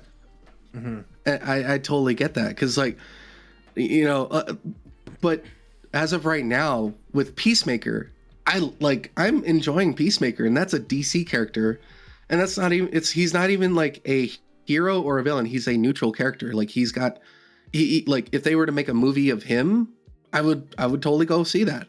Like, so far they've been doing a really good job of showing that, like, what they can do with another like character that can both be good and evil at the same time. And I know James Gunn wants to deal with only villains, and I know Finto was saying that he really wishes that he would get in with the heroes. I agree with that. I want to see other heroes, or even other like anti-heroes. You know, that's the one thing I really love about Marvel too. Like, even for you, Hoffman, you're so excited to see the X-Men come back. Oh yeah. I can't wait for X-Men. And it's not even, and X-Men isn't it's not X-Man. It's not a character. It's a group. It's all the people within that organization that you're excited for, not just one hero or villain. Yeah, and like, I think the only thing that DC has coming up outside of the Justice League characters, I think it's like Blue Beetle, who I don't know much about outside of, like, I just know he's a beetle-looking character, I guess. Yeah. But I think it's a big problem with DC, and I don't think Warner Brothers know what to do because they don't have the comic books to guide them. If you go look at DC Comics, and when I say they don't have the comic books to guide them, I don't mean the stories. I mean, they don't know what to do based on sales. Because if you look at comic book sales, you know, I'm pretty sure it's like every one of DC's top selling books are Batman. Like, I think like the top 10 selling DC books every month it's Batman, or it's a member of the Batman, or it's a Batman villain book. Like DC Comics is just Batman. And so I think Warner Brothers doesn't know what to do with that, because they're like, well, what's actually selling? Oh, Batman? Well, we got all these other characters that we want to do stuff for, versus Marvel, who, you know, continuously has different characters selling very well. And it's easier for them. because Yeah. I don't know what the fuck DC's gonna do, bro. Like Right. they're a mess. They really are. And I know you've recently played the Arkham video games, and so like you know of other villains. Excuse me, like Frost. Of Poison Ivy. You know about Clayface. You know about Zaz, Calendar Man. There's so many different villains that you can play off of, and you can put them into like different shows and whatnot. It's part of Gotham, and yes, we could still use the Bat family in terms, but let's get more villains. Let's stop putting out Scarecrow and Joker and Bane and Two-Face. Like, let's get some of the other characters that you don't necessarily think about, like Solomon Grundy. Like, nobody thinks about Solomon Grundy, but like the dude returns every now and then in the comics because he can't die. Yeah, they did a great Solomon story on the Gotham show. Actually, they had a character who was in the show for like the entire run, and then in the second last season dies and comes back as Grundy, and you're like, oh my god, it's like he was Grundy. I was like, that's crazy. It was so good. And that's sick. Yeah, it's cool. It is cool. I'd love to see them do like, again, they just haven't had the fucking opportunity to grow and do this stuff. Like, you know what I mean? Like the last time we had a Batman trilogy was fucking Christian Bale's Batman trilogy. Do you know what I mean? And like, if you think about it, we had Scarecrow, Joker, Bane, and was there any Two-Face. Ra's al Ghul? Who else? Two-Face. Two-Face. Yeah, well, he didn't even, well, he kind of was Two-Face for 10 minutes, but yeah. Right. Yeah. So like, again, if you were to have given, and I know this was on the cards at the time, like Christian Bale said that he would have stayed and played more Batman movies if Nolan continued to direct, but Nolan wanted to move on. So that's why he left. But, it's like if you were to have given Affleck a trilogy and let them do a Bat Family intro, and then you'd launch the Justice League, and then you go back to maybe doing like, another solo movie, TV here, and then they start connecting everything like Marvel are doing, I think DC would be absolutely destroying it. But they just did it the wrong way around, and I think they just banked on the fact that their characters are like the most, probably like, it's Batman, Superman, Spider-Man. They're like the three most famous superheroes in the world. Like everyone else now knows who everyone else is, but growing up, I didn't know who Iron Man was when I was a kid. I knew who Spider-Man was, I knew who Batman was, I knew who Superman was. So it's like DC were like, everyone knows who they are. We don't need to do an origin again. Let's just jump straight into Justice League. And it was a ballsy idea, and I personally loved the idea. I was like, let's fucking do it. Give me a live action Aquaman. Like, I remember when they were like talking about the casting of Aquaman, everyone was like, get your man who played him in fucking Entourage, Vinny Chase and all. Like, I was like, please, like, do that. Like, that would have been so funny, because like that was the only like kind of Aquaman that we had. There was like a failed pilot on the CW with the dude who played Hawk in fucking, what's it called, Titans. Do you know what I mean? Like, and they just had like, so, I don't know, they had like there's so much blueprints there to just make an incredible cinematic universe. And I just don't know if they've just shot themselves so much that I think to do it properly now they have to restart it again. And I just don't think that I don't think they want to put their hands up right now and say that they failed so badly they're going to try and fix it, like by doing Flashpoint and killing people off and all this sort of shit. But it's just the company's a mess. Retconning would be the best way to prevent, like, to prevent yourself from saying I failed. It's just saying that stuff existed, but we want to continue with something new. And that's why I think they're almost in a pretty good spot with the way they're developing their multiverse, which I think works better than the way Marvel's doing it, where they know that they fucked up. They know that they're not going to be able to go back and do a Superman Origins. They're not going to be able to do a Batman Origins in the way that like it leads up to the same universe. Like, I don't think they're going to be able to put that together. So I think like their multiverse now works where it's like we can tell whatever story we want. Like, yeah, Ben Affleck might die off as Batman, but he could come back in like 4 years and play Batman again because we have a multiverse and we can just tell our own Batman story. And I think that's why we get cool stuff like the Joker, right? Like the Joker movie only happens because DC is willing to have this like weird multiverse where the characters exist in different ways in different movies. which is, is not as satisfying as I think the MCU is. I like a connective, like, through line story. I think that's, like, really fun. It's an ongoing, like, TV show forever. But I think that DC, the way they're approaching their multiverse is different, and it's going to be more interesting to watch for me than if DC did a continuous connected storyline or universe, because I got that from Marvel. So now DC can do something different, something wild, that's entertaining. Yeah, yeah, I think definitely. Flashpoint is a good way to start it. I think, if they do the Flashpoint paradox right, and just have like crazy shit happen in his movie, and then it's like he's broken everything, he's changed everything. Affleck never existed, and all this weird shit. And then it's like, let's just go for like this for 10 years or something like that, or 5 years. And then you could turn around and say, actually, we're going to let Barry fix it. He's going to go back and let his mother die. And then it's going to be like, oh shit, everything reverses back. And it's like, boom, Affleck is back. Like, so maybe they just need a few more years to sort the real life shit. And then they can get back to making good movies. Because, like, I don't care what you say, Henry Cavill is the best Superman, and like Ben Affleck is a flawless Batman, and the two of them together on screen is magical. And having just the two of them on screen makes it okay for me to like look at Jason Momoa and look at like Ezra Miller. Like, these guys when they're all together are great, but like I just can't stand them solo. I love the Flash is one of my favorite superheroes, so I'm praying that movie is really good. But I'm not gonna hold my breath. Like, it's there's just too many unknown variables right now in DC's timeline, and I can't like put it together in my head, and that drives me crazy. Like, how does this Batgirl show link in with the rest of the cinematic universe? Is it DCEU? Is it its own thing? Is it like, because now that they've got Keaton apparently training her up, so that would tell me that it's part of the Snyderverse, which that's what it is, because now you're bringing Ezra Miller into that shit and dragging like Michael Keaton's Batman into the cinematic universe, which is the Snyderverse. Like, there's no two ways about it.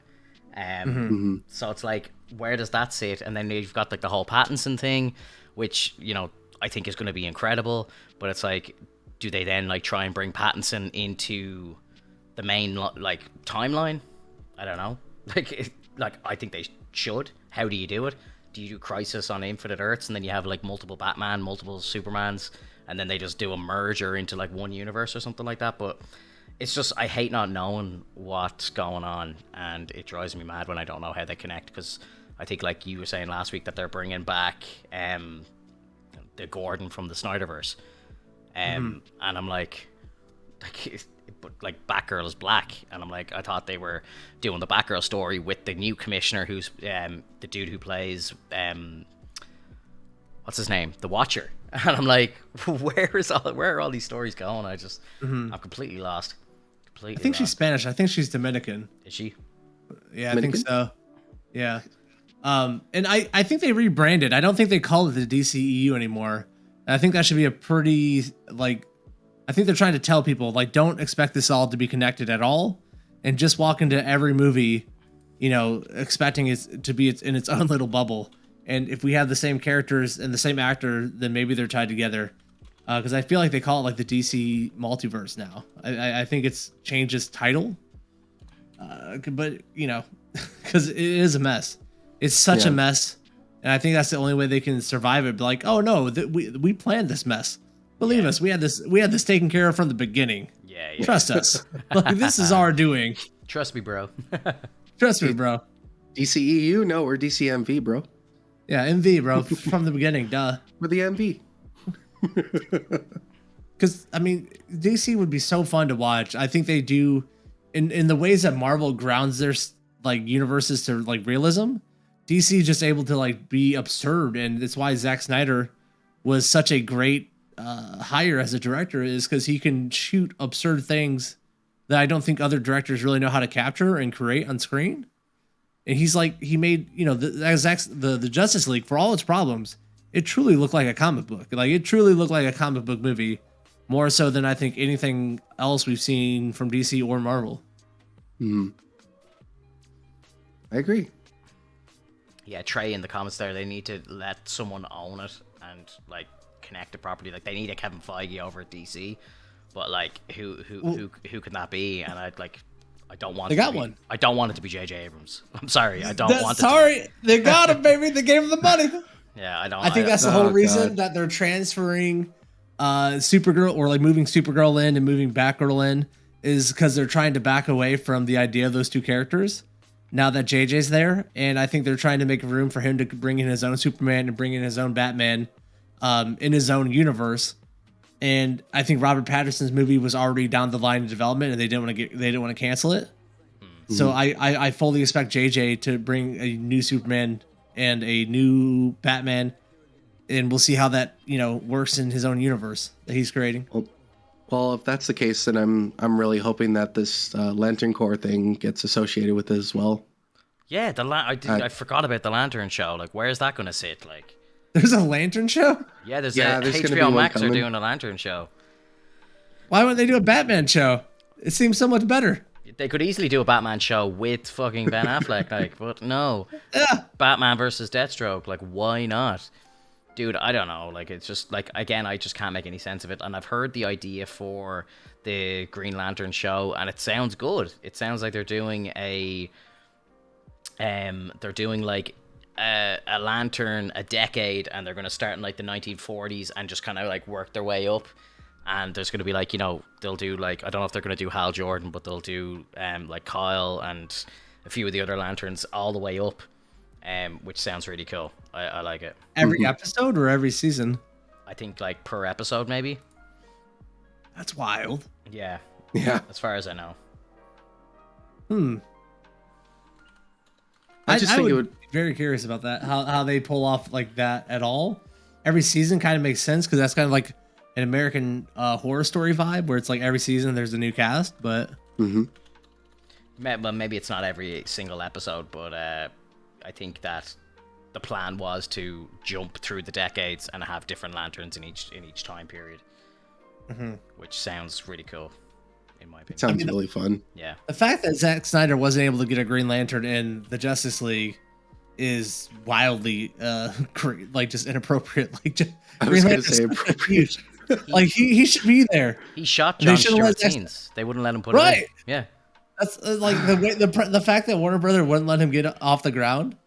Like, I would much rather see Green Lantern in there than Cyborg, like 100%. He looked really good as well. Jon Stewart looked really good in it. Like, it looked amazing. Yeah, it looked great. Yeah, I don't know. I think Warner Brothers just need to fucking bite their tongue. Just be like, look, okay, Zach, you're killing it for us. Please just take creative control, sir. Go do what you need to do. And I think it would fix everything. I think Ben comes back. I think they do like Deathstroke versus Batman. I think they do Justice League 2. They do Injustice, like live action Injustice, like the Nightmare Realm and all. Oh my god, dude, it would be so good. I mean, Injustice would work really well with Henry Cavill, especially because he had to take down Zod. Like, usually Superman doesn't have what it takes in the comics to like really kill a villain unless it's absolutely necessary, and we saw that.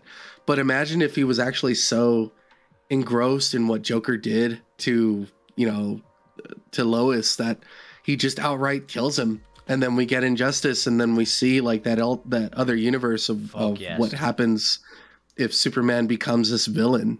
That's what DC should be doing. They should be doing dark fucking shit like this, like where it's like worst case scenario. Like, let's do a Flash movie where Barry fucks everything up and goes back and the world is just in shit. And then let's do a movie where Superman kills Lois by mistake and under the influence of the Joker, and it's like, now he's going to destroy the world. He's going to become like a dictator and take over the world. These are movies that like Marvel would never do. So like, this is what DC need to be doing, in my opinion. But like, I agree with you, and I think that the multiverse that they set up, because they don't have a connected universe anymore, I think this actually opens up the avenue for them to do that type of stuff. Where, like, hey, we want Henry Cavill to come back, and we showed him this script, and while he's into this one, he might come back for Superman. Or we're just going to recast Superman and put someone else in there who we're going to say Superman, and that's the way we're going to do it. I think the DC multiverse is actually kind of genius. Yeah. And very exciting in a way that like Marvel's very kind of boring right now. Yeah, I mean, like with Hawkeye was really starting to get in there, but they pulled back again. I feel like they got scared. Like they had something special. They were going to actually make it something fun at the very end, and for some reason they just pulled it back and they're like, "No, let's just throw Kingpin in." Everybody's speculating Kingpin. Because I'm pretty sure that there's multiple shots, and yes, they do this stuff ahead of time, but that's why they have so many different edits and whatnot, because then they could use the speculations or use the hopes of the fans to shape it in the way they want. And instead of taking it their way and just being like, this is how we want it to be, they look at the fans and they're like, we don't want the fans to be upset with us. Let's just put Kingpin in there. Yeah. And it's like, and it doesn't hit as hard. Folding for fan service. Yeah, because like whenever we were talking about Jonathan Majors, or God, I can't remember his name right now. He who remains, and when he dies, he becomes Kang the Conqueror. Yeah. Mm-hmm. So like everybody's speculating Kang. Everyone's like, oh my God, let's see Kang. I want to see Kang. Like, oh my God, what if this is Kang? We get to see the he who remains, and then eventually it was put in there, but it felt so rushed. And it was like they didn't take their chances. Yeah. I think that they didn't. I think Kang was just bad writing.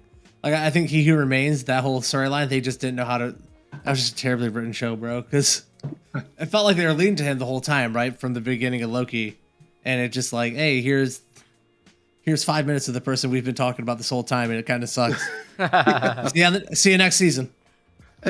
Like, I would have much rather it just actually have been an old man who was like, look, things are about to go down and I can't stop it. And I need you to help me.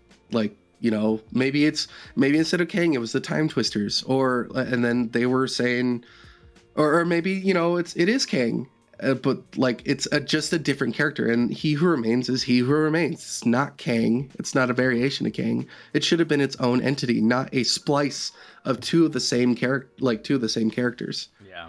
Like, we needed more people. And that's what I felt was missing in terms of Loki. We didn't have like more people to talk about. It could be true. And in a show where like, I mean, how do you get to a point where you're at a Loki show and you're like, man, I wish we could have talked about other people. That's how bad Loki's written in it. Like, right? God damn. I'll never get over how annoying that show was. It could have been so much better. I thought it was good, though. It was definitely one of the best shows of 2021 that Disney put out anyway. That's not a high bar. Come on, man. I know, but like, how crazy is it that we're saying that it's not a high bar? Like, it's nuts. It's depressing, Like, the fact that James Gunn comes in for Peacemaker and like knocks it out of the park and makes, hey, the show's actually called Peacemaker and the show's about Peacemaker, and we don't make the side characters seem small and unimportant. We're able to showcase Peacemaker, what he does, and then still bring up other people around him to be interesting characters. The fact that he did that, and like, you had the biggest, or one of the biggest MCU characters, Loki, and they just completely belittle him, have him take a back seat. He doesn't have agency in his own show. He gets thrown around. Like, you don't have to do that to like make other characters interesting. They could have made the female Loki, Sylvia, so much more interesting by making her have to compete with a strong Loki in the show. And they just they don't know how to, like, they missed the ball so hard. Yeah, it really should have been like a Catch Me If You Can kind of show. Mm-hmm. Yep. Literally second episode, they caught her. It was ridiculous.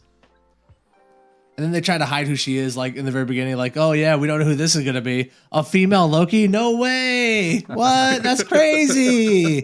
I didn't see that coming at all. Ugh. Horrible. Yeah, dude. This isn't about you. God. I know they don't even name her Loki, right? She's not even like, he's not even like a real Loki variant. She's Sylvia. They're like, oh, this show isn't about you, okay? Like, what? Excuse me?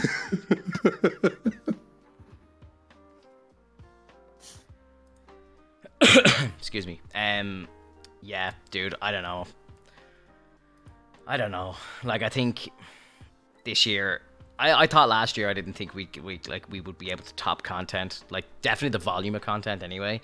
Whereas this year I think Marvel have realized that not everything they put out is just going to be absolute fucking gold and just eaten up by people. Like, they're gonna have to actually try and make good TV. I think. Like, I think they just think that they could put out something like Black Widow and just be like, yep, let's just let that automatic autopilot train just fucking collect $100 billion. Like, and I think now, like, you know, with Moon Knight, with Secret Invasion, all this sort of shit, like, they're gonna make much better TV this year, or at least I hope they do. Yeah, I really hope they do. I agree. I think Spider-Man really woke them up to how much money they're leaving on the table by not like really making great shows that or TV or movies that just feel kind of phoned in and don't feel like the MCU that we're used to. Yeah. But then you get something like Spider-Man, which is like the MCU that feels like we're used to, and it's like boom, $1 billion. I know there was like, you know, extra circumstances for sure, don't get me wrong, but for them to like just chuck in, you know, the Eternals and Shang-Chi, and just kind of felt like it didn't fit into the MCU world.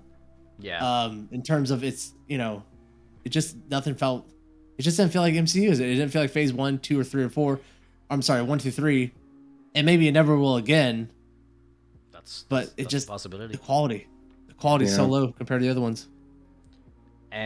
Yeah, I'm enjoying all the content that we're getting. Like, I'm not like, you know, I think, and I always say this, like, Marvel have set the bar so high that they only have themselves to blame when they don't make a hit.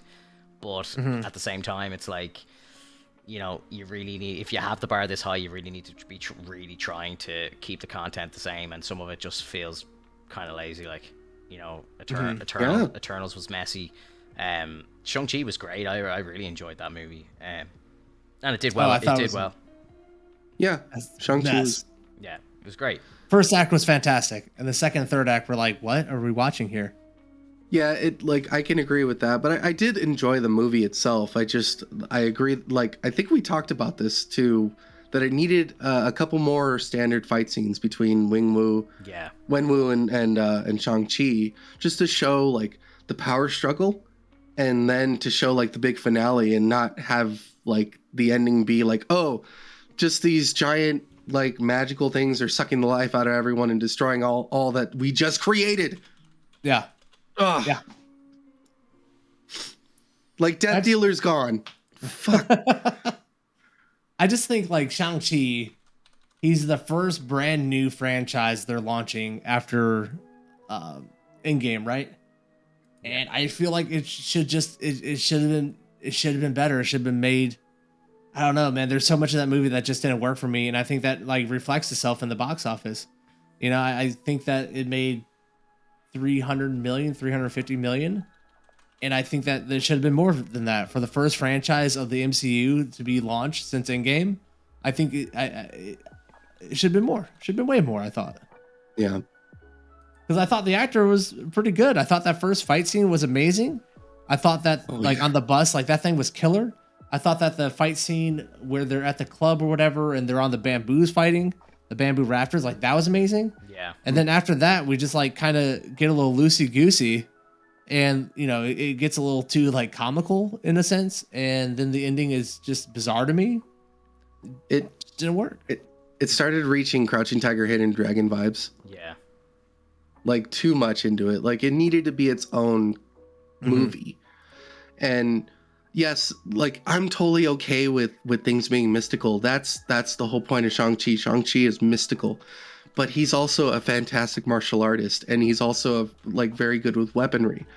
And you know, once he has the 10 rings, fine, he could still use that as like a martial artist. Like we didn't need the dragon. We didn't need we could have used the dragon just as a freeing kind of situation, like you're freeing the dragon, but it didn't need to be a gigantic war between these alien things and a dragon.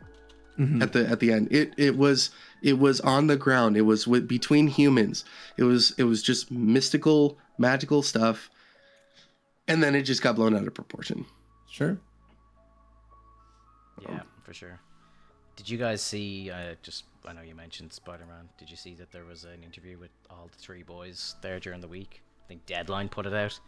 It was like a 30-minute interview with all 3 Spider-Men. It was the first time that they've been interviewed together since the movie. It's fantastic. It's worth listening to. Basically, they ask your man, the guy who's like kind of hosting the Zoom call, asks Tom at the end. He's like, you know, so what's the future for your Spider-Man? You know, and Tom playing, like, I think we've all kind of heard already, like, you know, he's signing on for 5 more and he's gonna, you know, do another trilogy and all this stuff, but he's kind of like blasé about it. Like, he's like, you know what, with everything that happened, I think, like, you know, it was the perfect time. Like, now could be potentially the perfect time for me to just swing off into the distance and let the next young kid come and take it. Like, you know, I'm just like, you're just looking for more money off the guys, and I respect the shit out of it, sir. Please get what you deserve. Now, there's no way they're dropping Tom Holland right now, like, you know, like, and he's like outright saying in the very first interview, I don't know where my future is, you know, let the next kid take it, you know. They're like, fuck, we're gonna have to drop down another 20 mil per movie for him now, like, just to lock him in.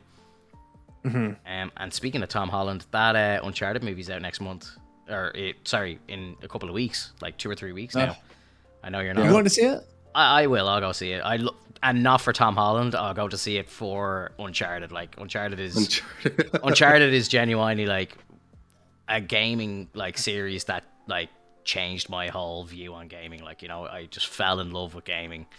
I was always in love with gaming, but like the Uncharted series like changed something in me, like with regards to gaming. Like, I think it was just, they're magical. Yeah, they really are. Yeah, they really are. Like, it's like, and I know like some people shit on the fact that, like, you know, there's certain times in the game where like you can actually set the controller down, you're just watching cutscenes and stuff. But I love that stuff, you know. And I've heard people complain like, oh, you don't even get to play that much in that game, it's all just cinematics. I'm like, fuck you. Like, you know, I'm like, that's amazing. Yeah. It's all about the immersion for me. Like, I love it. But yeah, I'll definitely go see the movie just for that. I want to see where like kind of how many references they make to the games and so on. And I like Mark Wahlberg as well. Like, I don't think he's going to be a good Sully, but I like him as a person, I suppose. So it'll definitely be a great, like, probably a pretty good adventure movie. Depending on how well they do in terms of acting, it might be an Uncharted movie, but at the end of it, if they're not doing well with their acting, it's just going to be a good adventure movie. Yeah.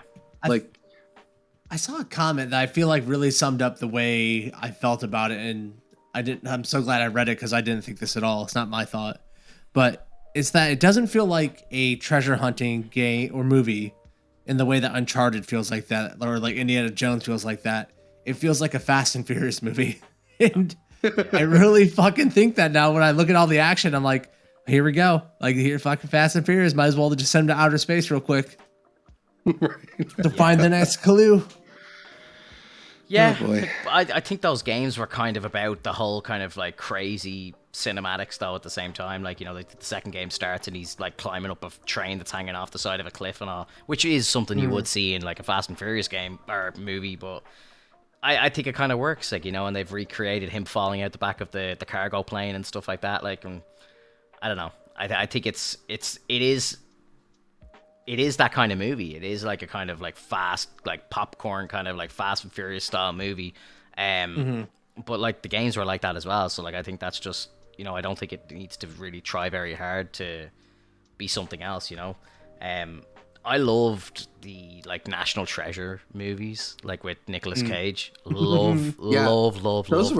They're so good, man. So fun. So good. Yeah. Like, honestly, like, I can sit and watch those movies, like, whenever. I only rewatched them on Disney Plus when I first signed on to it. I was like, oh my God, these are here? I was like, hell yeah, I'm going to watch them. I haven't watched them in years.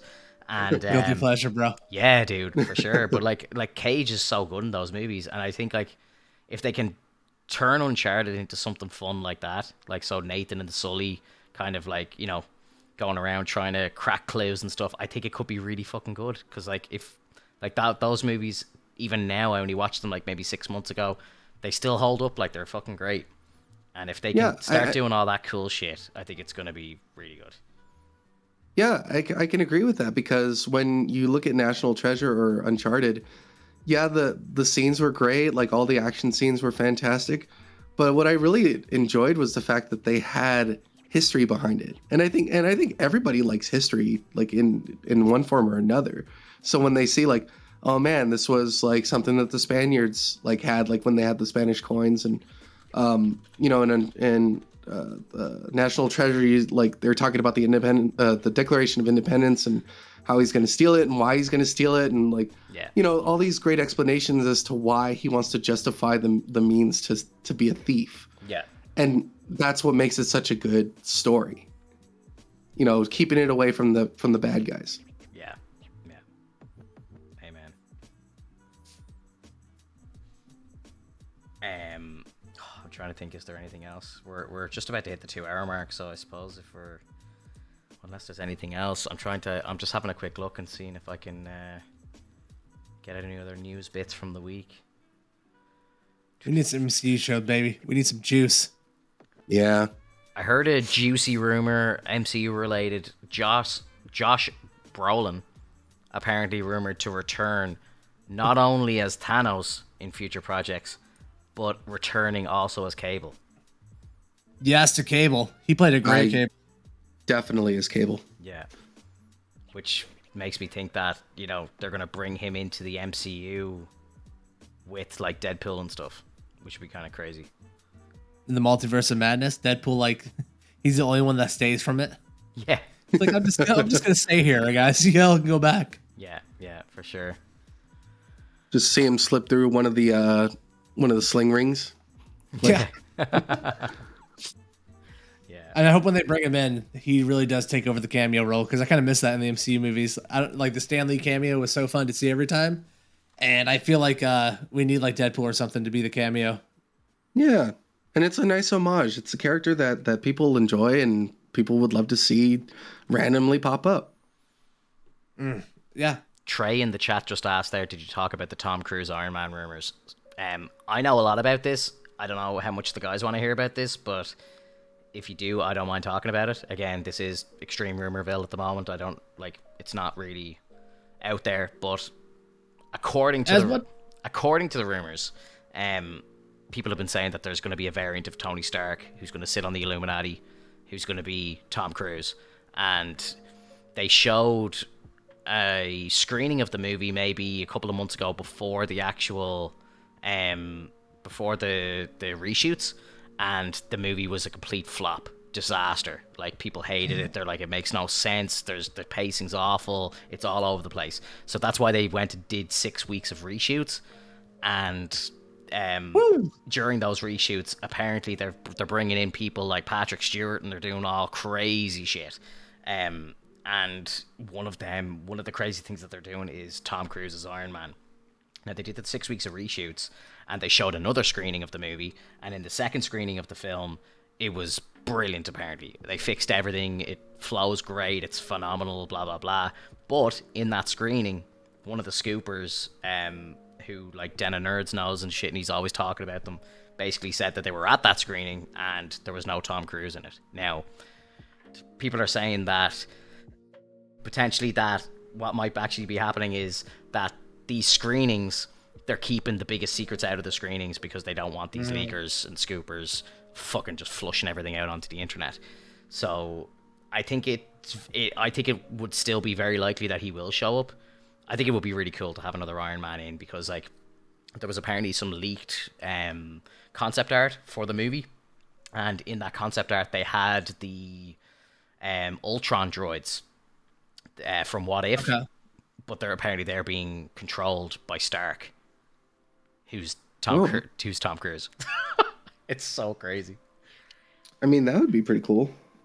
I could, like, yeah, it'd be fun. I'm down to see Tom Cruise in anything. He's always fun to see. I could also see him just like showing up in a post-credit scene, like a fun, like, you know, the maskless stuff, and you see Tom Cruise. He's like, oh, what? And it's like, boom, you're out. I could totally see him doing something dumb like that. I'd love to see a scene, because you know the way you always see him running? I'd love to just see a scene of him, like, running, and he's wearing, like, a Stark t-shirt, and he's got the goatee. Just doing laps on your left. I think that would be hilarious, dude. Just any excuse to get him running, like, you know, he loves to run. I really, like, lately I've been watching a lot of Tom Cruise movies with my girlfriend. Nice. You know, we watched The Last Samurai, we watched Jerry Maguire. Jerry Maguire is a classic. I had never seen it, and dude, she was like, so yeah. And Katie was like, you need to see this. We have to watch this. This is like, it's Tom Cruise is great. And I asked her once before, I said, would you be okay if Tom Cruise ended up being like the next Iron Man or like a variant? And she's like, Yeah, I could see that happening. So, I mean, there's people who aren't even really into uh like in-depth forms of MCU that are willing to see someone as great as Tom Cruise be in an MC, like in the MCU. Well, he And he was has, meant to play him, right? He was yeah. like there. He was like gonna be cast, and then they went with Downey instead. But like he was so close to being cast as Yeah. Iron Man. I think they did And, concept art with him and everything. they weren't wrong to pick RDJ. Like No. he fit perfectly. Yeah. And that's not to say that Tom Cruise wouldn't fit perfectly. It's just RDJ did it better. So, you know, And plus, I think if we get Tom Cruise over RDJ, I don't think the MCU is what it is today. I don't think it's as connected. I don't think so. I Either. agree. You know, right? Yeah. And maybe that's why they went with Robert Downey Jr. because they knew they could pay him less. He was like looking for work versus Tom Cruise, who's like, you know, pick of the litter. Give me give me 100 mil for every 10 minutes I'm on screen. Like, yeah. Yeah. And it's that they wouldn't be able to afford to actually put him in the movies because it's just like shit. This guy's so much that we just can't do this. And that's why Robert Downey Jr. isn't Iron Man anymore, because he got to that stage.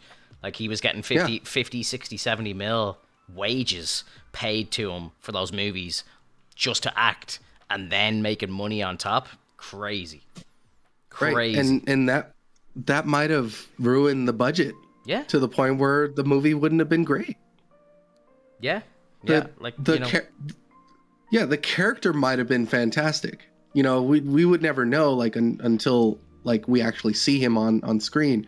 But Tom Cruise may have been a great fit, but if the budget was going to be in that like crazy like situation, then we wouldn't have had all the cool things that we would see in the movie itself.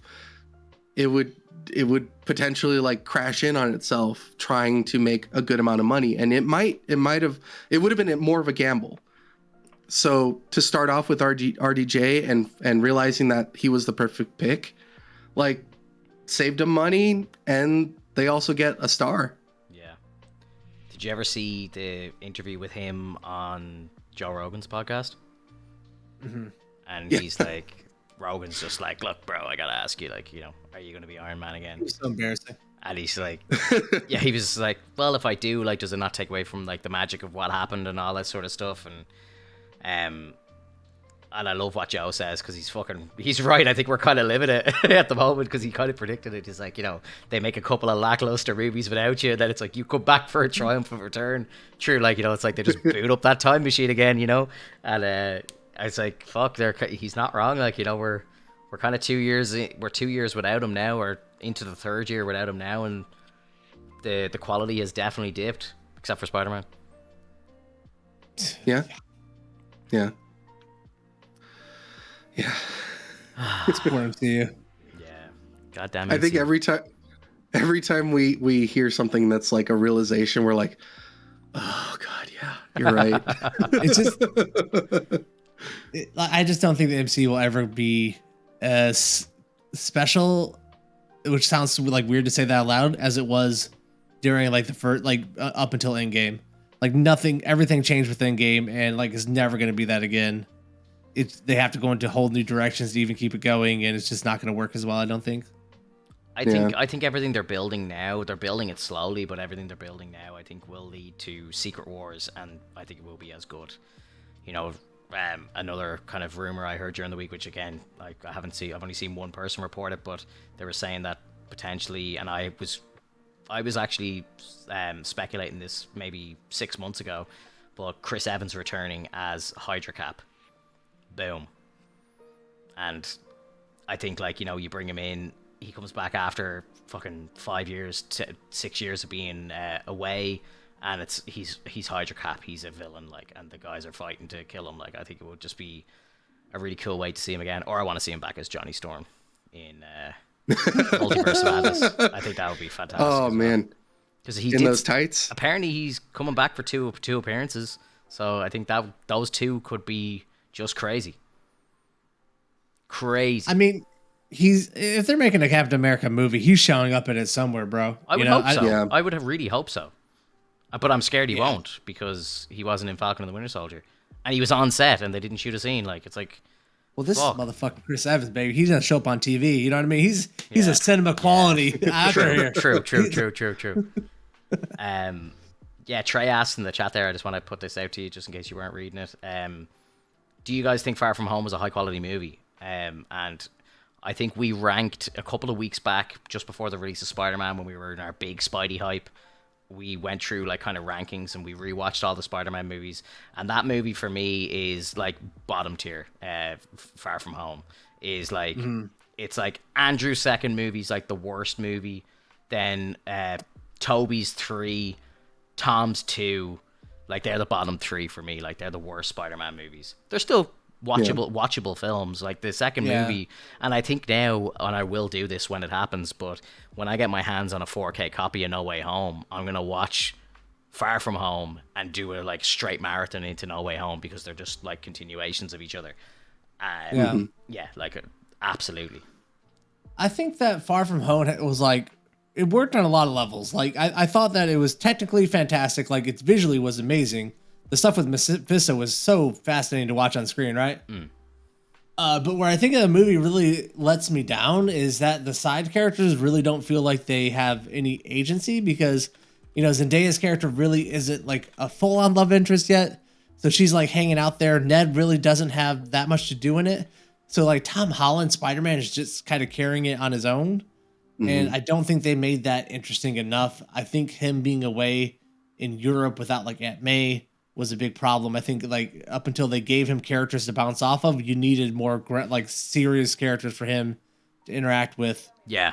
And because a lot of it fell flat, but once again, like visually it was amazing. I thought Mephisto's character was cool as hell. I love how they brought him in. I love the whole story behind why he's a villain. Like all that worked. It's just, there's just something that it just didn't get pushed over the top like other Spider-Man movies have. Yeah. I really think that a lot of the movie is not a Spider-Man movie. It's more of a Peter Parker movie, which I know he is Spider-Man, but it's a lot of undercover work. Like it's a lot of just like, we're moving you here and here and here. Like it almost felt like the story setting didn't know where it wanted to be until it finally found its ground. And then when we actually got him donning the Spider-Man costume, then we had the actual conflict that we needed within the movie itself. Was, like I like my spider, like I'm not confident in myself. I'm not confident in myself at all. Like even during the times when he was in other countries, he had to wear a different suit. So like it just didn't really feel like we were watching Spider-Man. It felt like we were watching Peter Parker trying to help Mysterio with like a problem, right? And it was hanging off like a little bit of the coattails of Iron Man in a sense, because we miss Iron Man. It was like pretty much after Endgame, we miss Iron Man. So like they gave him glasses that reminds him of of Tony Stark, and then it's like, well, aren't like, this is a mini Tony Stark, so like they couldn't get away from that either. And it just it didn't give Peter his own dealings. It just gave him Tony Stark for like a little bit of the show, and then Mysterio took over, and then that's when the movie started. When Mysterio had Tony's tech and was able to like modify things and cause trouble and enable like Peter to don the Spider-Man outfit and realize who he is, how to work his senses because he wasn't trusting himself. And like that's the part that I loved about the movie. Other than that, everything else felt short. Yeah. I love that now the internet's kind of memeing that a bit, with Jake Gyllenhaal, like just like, well, that was easy. I'm seeing loads of that popping up there. Dude, that's so fucking funny. But yeah, like I've always been a sucker when they kind of like have people that have always kind of been there the whole time, like the fact that Stark took his tech and called it barf and all this stuff. Like I'm like, that shit's cool to me. Like I like all that stuff, and I love when it's all kind of intertwined. Like that's what the MCU is. That's why we fell in love with the MCU, and why they're now kind of trying to like backstep on that a bit. I just don't understand. Like it makes no sense to me. These are the building blocks that made your cinematic universe what it is today. Like stop trying to cut scenes and take people out and taking focus away from one character. This shit's just like needs to stop now. And I think how you make this year's TV show's good is you kick it off with Moon Knight, and in Moon Knight you bring in Black Knight, you bring in Blade, you bring in Punisher, you do all this crazy shit, and you just kick it off, and it's one big fucking happy universe, like, and that's it. It's all just crossovers. I saw a thing today, I don't know how true it is, but apparently Bernthal is officially in talks to return as Punisher, which I have always kind of just gathered because they've got Fisk and they've got Daredevil, and they're bringing back what's her face, Karen Page and everything. Like, he's like, why wouldn't they have Punisher? Like, he's the only one missing out of the bunch. Like, yeah. I'm gonna be real with you. I could do without Punisher in Disney because they're not gonna be able to do anywhere close to how good Punisher was. Yeah. They're not gonna be able to do it. Although we did just see the Darksaber chop a guy in half. Very cleanly. Still. Well, really cauterizing those wounds real quick. Yeah. Yeah, they had to retcon that after episode 4, didn't they? Or they really didn't want to show off any more blood. Yeah, no. I think I think there's certain times where they can get away with it. Like, you know, they're gonna have to do it for Deadpool. There's no way around it. And I think, and we've spoke about this before, but I think Disney definitely need a fucking Black Label kind of subdivision where you can do shit like Daredevil, Kingpin, Punisher, Blade, and do all these things, and it's not meant for kids. Like, I'm sorry, these are not kids' movies. You know, watch Thor, watch everything else, but you don't go into the dark fucking Avengers. Like, you know, like, just leave it at that. You know, these are not kids' movies. None of the characters you just mentioned, besides like the usual, like, those are dark characters. Those are characters that just straight up kill. Yeah, exactly. And they need to continue to do that. You can't fluff them up, like, because it's Disney now, you know? I'll bet you money Deadpool does a thing where it kind of goes Birds of Prey and Suicide Squad, where it's like when he chops off someone's arm, like a bunch of flowers are gonna come out of it, and he's going crazy. I'll bet you money.